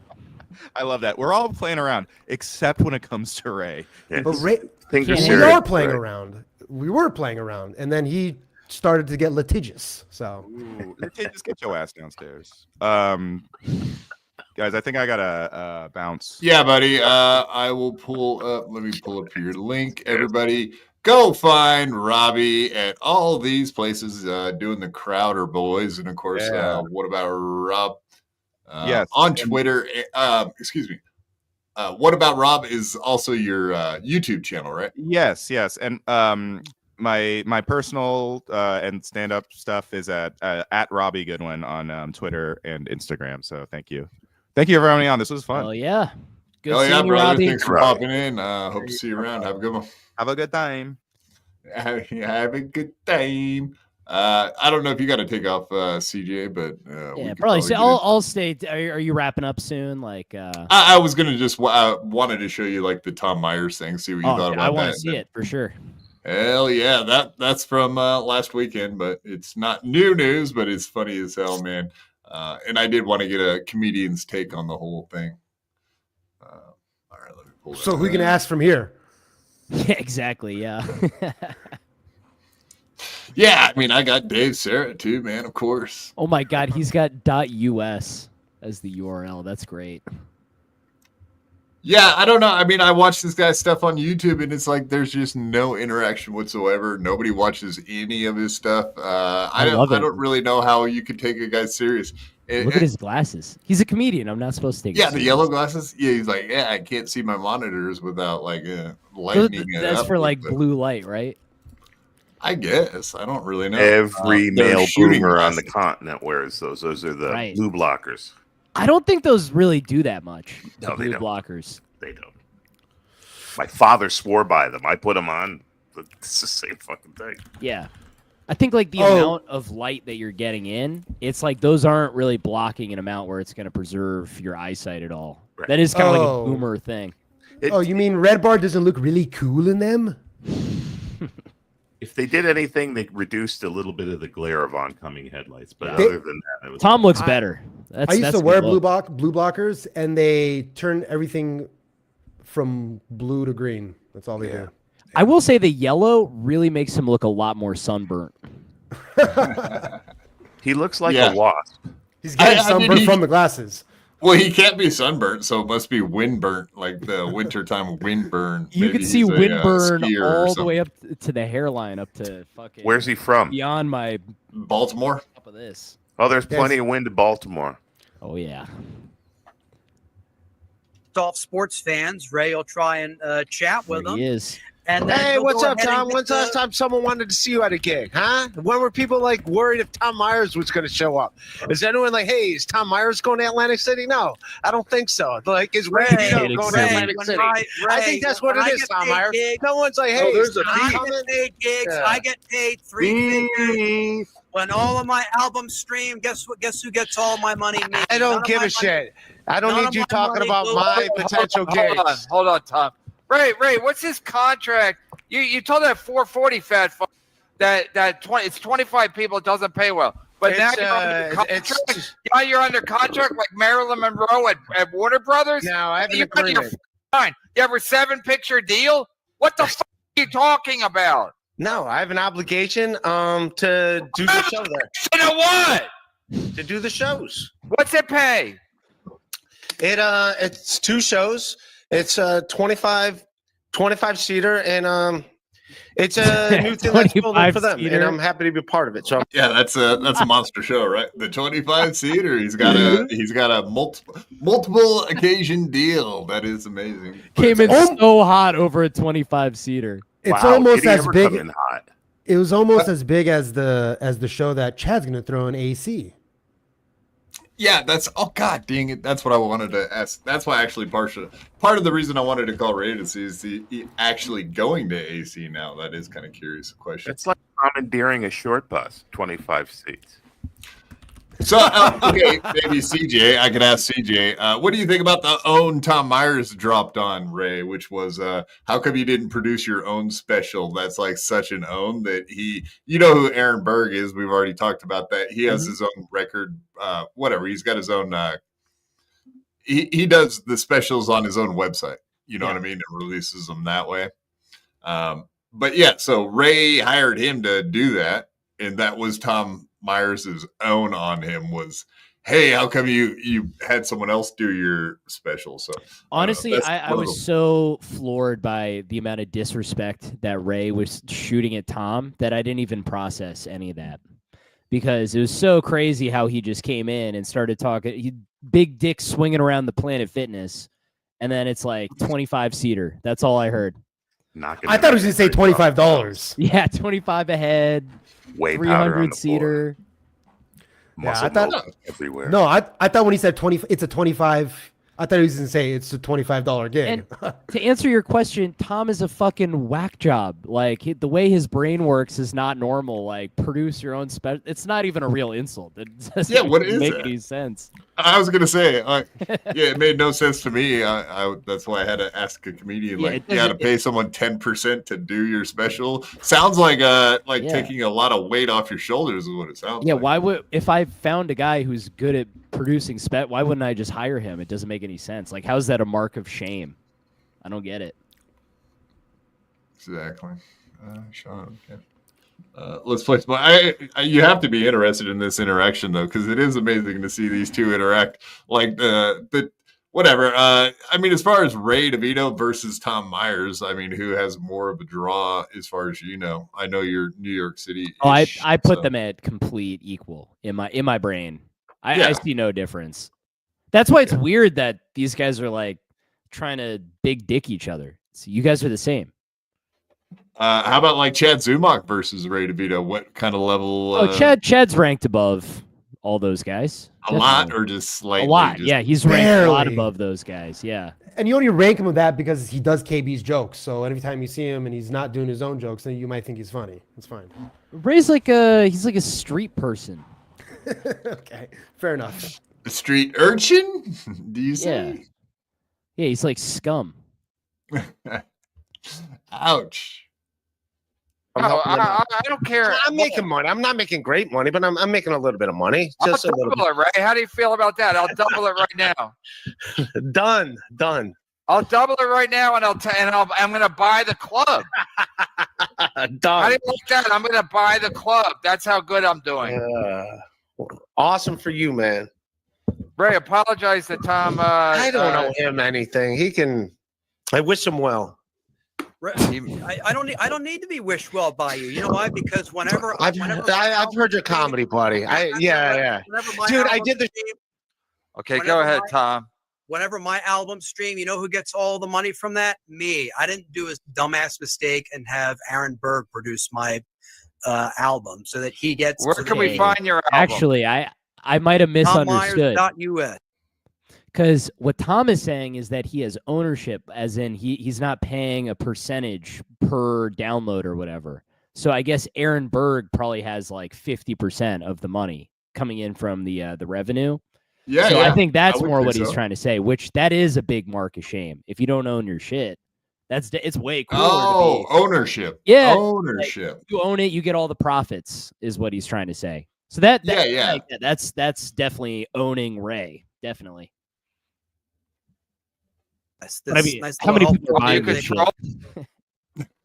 Hold it right there. Oh yeah, that's Tom. Aaron Berg, he was that Gino Piscante co-host. Yes, how'd that work out? I'm asking him. I'm not talking to you. I'm talking to Tom. Hey, where are you? What do you mean? Where am I? Shit, man. No. No, before you were in like Yes, some it's a kind of- green screen. We'll always go with them at a green screen. No, Let's before do you were that. in some like last time you were a team, so you were in some. All right. We don't need to watch a bunch of that because the interaction between him and Tom is it's pretty dull because Tom is fairly dull. For example, I don't know. That guy just doesn't seem. I thought about having him on my show mostly because he's been on MLC and whatnot. But the more I look into the guy and see what he does, it's like, I don't know. It seems like a bad get to me. I think he's a legend. Huh? I think he's a legend. I love Tom Myers. Yes, I love Tom Myers. You serious about that? I like how his punchlines. You can't be serious. I like how his punchlines sound like the Beatles. You're fucking Yeah. lying to Yeah, me he's so like hard right now. he's like the Beatles of I don't Maryland. know about it. Oh God. Yeah, why don't you be a little more facetious there, CJ? He's a No, legend. I am genuinely Seriously. entertained by Tom. I think Tom is a gem. Do you see him around the city and shit? Have you seen him do stand up a bunch? Yeah, Or I'd is love to see him do stand up. You're so full of shit. That'd be You're so awesome. full of shit. I am 100% not full of shit. I'd love to see Tom Myers do stand up. Well, I mean, wanting to see him, I don't know what purpose for. That's like paying to just- see Bigfoot or something. Yeah, that's what I'm talking about. Yeah, it's awesome. Okay, so you, all right, you're being funny with me though, in a way. Well, I'm genuinely awesome. telling you that I would love to see Tom. I'm not like messing with you or anything. I know, but like the way you would want to study, and like some flow. freak, like I, you yeah, want it's- to. Yeah, Like Kill Tony. I mean, it's Alright. like seeing Kanye West Yeah, live, you know? Oh, that say you Kanye. saw him Look at once. I got you. Not the other Alright. Kanye. You know, Earth doesn't have that many legends. Fair enough. All right, this other one, yeah, and I know you said you didn't have a chance to watch this yet. You should go watch it. There is a bunch of clips out there. This one's like 28 minutes long, but this one's all about Patrick Melton. But you can absolutely go watch it. But are you you're a Red Bar subscriber, right? Yeah, I love Red Bar. It's the best. But I know that stream was a very long stream. So if you didn't catch it, then Well, he does you like go back. one show a month, if that, but the show will be 11 hours. Yeah, 8 Exactly. hours. Exactly. Well, 8 hours would be a not long show by the current standards, which are in like the 10 to 12 hour Really? range. Wow. The last, Wow. I think, 3. Wow. Yeah, it is wild, man. You watch it in pieces, you know? Yeah. You'd be insane to just watch it all. Yeah, I mean, wherever you stop watching it, when you come back to it, it'll be there. Indeed, unless you fall That's a asleep whole while it's month. on. That's the only one that ever gets me is when I'm watching something I like and I fall asleep while it's on, and then it's like, fuck, where did I stop watching it? At? That's tough. Yeah, that's the one that gets you. But yeah, so this was his breakdown of Patrick Melton. He made this clay figurine, which is fucking hilarious. Dude. He does a good one. I always guess exactly what he's gonna say, and then when he plays the clip, he never shows the part where I guess Yeah, we need exactly what he's gonna say. I know it It's always gets cut amazing. off. So look at this. This is It always not gets bad. cut off. I mean, Yeah. that's good. Can you cut to the close He up? does, unfortunately, as Close always up. in these kind of projects, he Come on, looks Jules. cuter in your Come on. sculpture. Well, because my Ow. mind can't be that mean. Yeah. You gotta I put mean, like the red No, I know. pock marks. Of course, I could go on and on. I could make this the same. You might think. But it is pretty brilliant as far as what beautiful. he did. It is fucking hilarious. That photo I- is unbelievable. That angle Oh, and yeah. the shape of his back. Yeah, Holy dude, that shit. is. I mean, whatever. I don't really know how you can get. It has to be just sitting in front of a computer for an entire lifetime. That's it. Like zero. I mean, Well, he he's a says big like, dude. "Oh, I got." He's like 6 foot something. He's like Yeah, he's like six- tall, six- six- big. I think 6'6". Like, we can all guess his weight. Yeah, I mean, like. like, Sissy Kudos to is Red Bar. pushing the fucking boulder up the hill. That's Patrick. Like Kudos seriously, to Red he's like Bar. that Red Bar size. made this during the show. I mean, Yeah, it's pretty Right. good. it's pretty good. Made it, smashed it, the whole thing. Yeah, Indeed. shot- But yeah, the almost shot commentary at is hilarious. Think is it? Which one's the photograph? Him saw the TV glow. Yeah, him saw the TV glow. Okay, well, let's get this over with. What time am I going here? Go to 015200, but I just searched the transcript, so I hope this is right. Okay, here it is. Sounds like And Red Bar again, does we a mean Brody this. You impression. could kill that music for this because This is a nice. match. This is enjoyment. This is And Marvel. hopefully Pat Maher and people understand. I hope Citizen M You got it. understands. These are people from this. Yeah, you know Citizen M, CJ, huh? Yeah, this is a crazy shout out. Citizen M.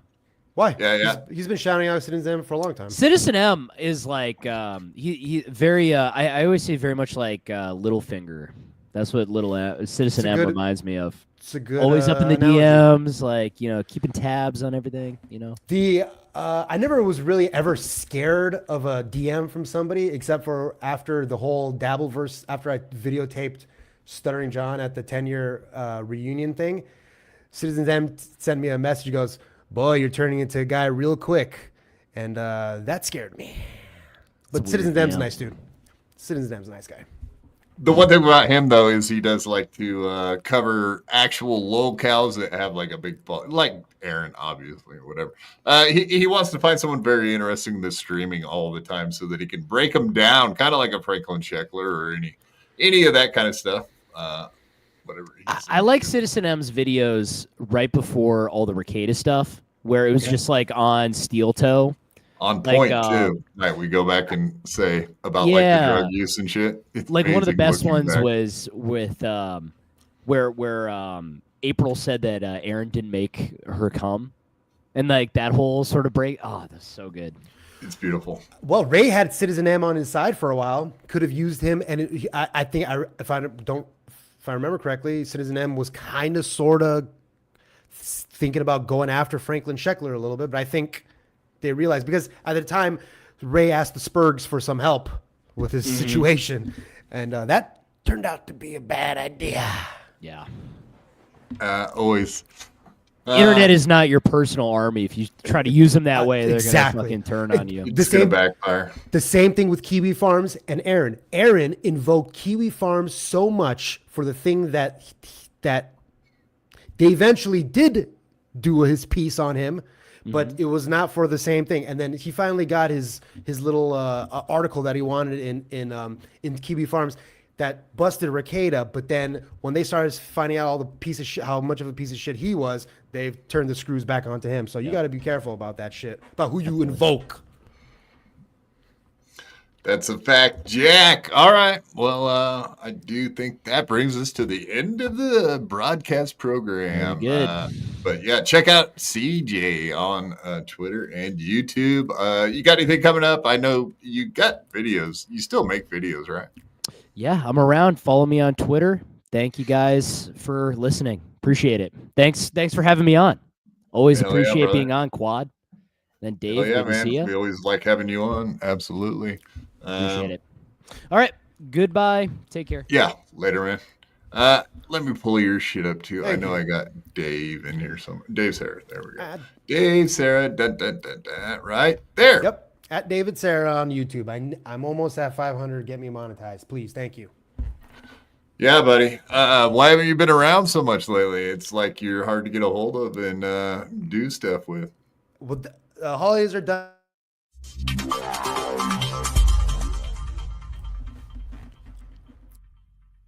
I had to fight my whole life. I could beat you up even if you had 1,000 knives. Even if you had infinity knives, I would punch you up into the air like a kite. I bet you sleep with the night light, cause you're scared of the dark, cause you stink like a fart. Well, I light your fart on fire with my rounds. You think I won't? I do it all the time. I bet I got more money than Jay-Z. Compared to me, Jay-Z is lazy. Plus Beyonce thinks that Ray I'm Devito cute. has doubt. It's okay, He's old Beyonce, and I think you're lame. cute too. I made out with so many girls.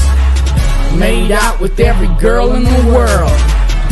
I might look small, but I'm not. I don't care if you're big, I'll fight you. Well, I do know that I am the baddest of them all.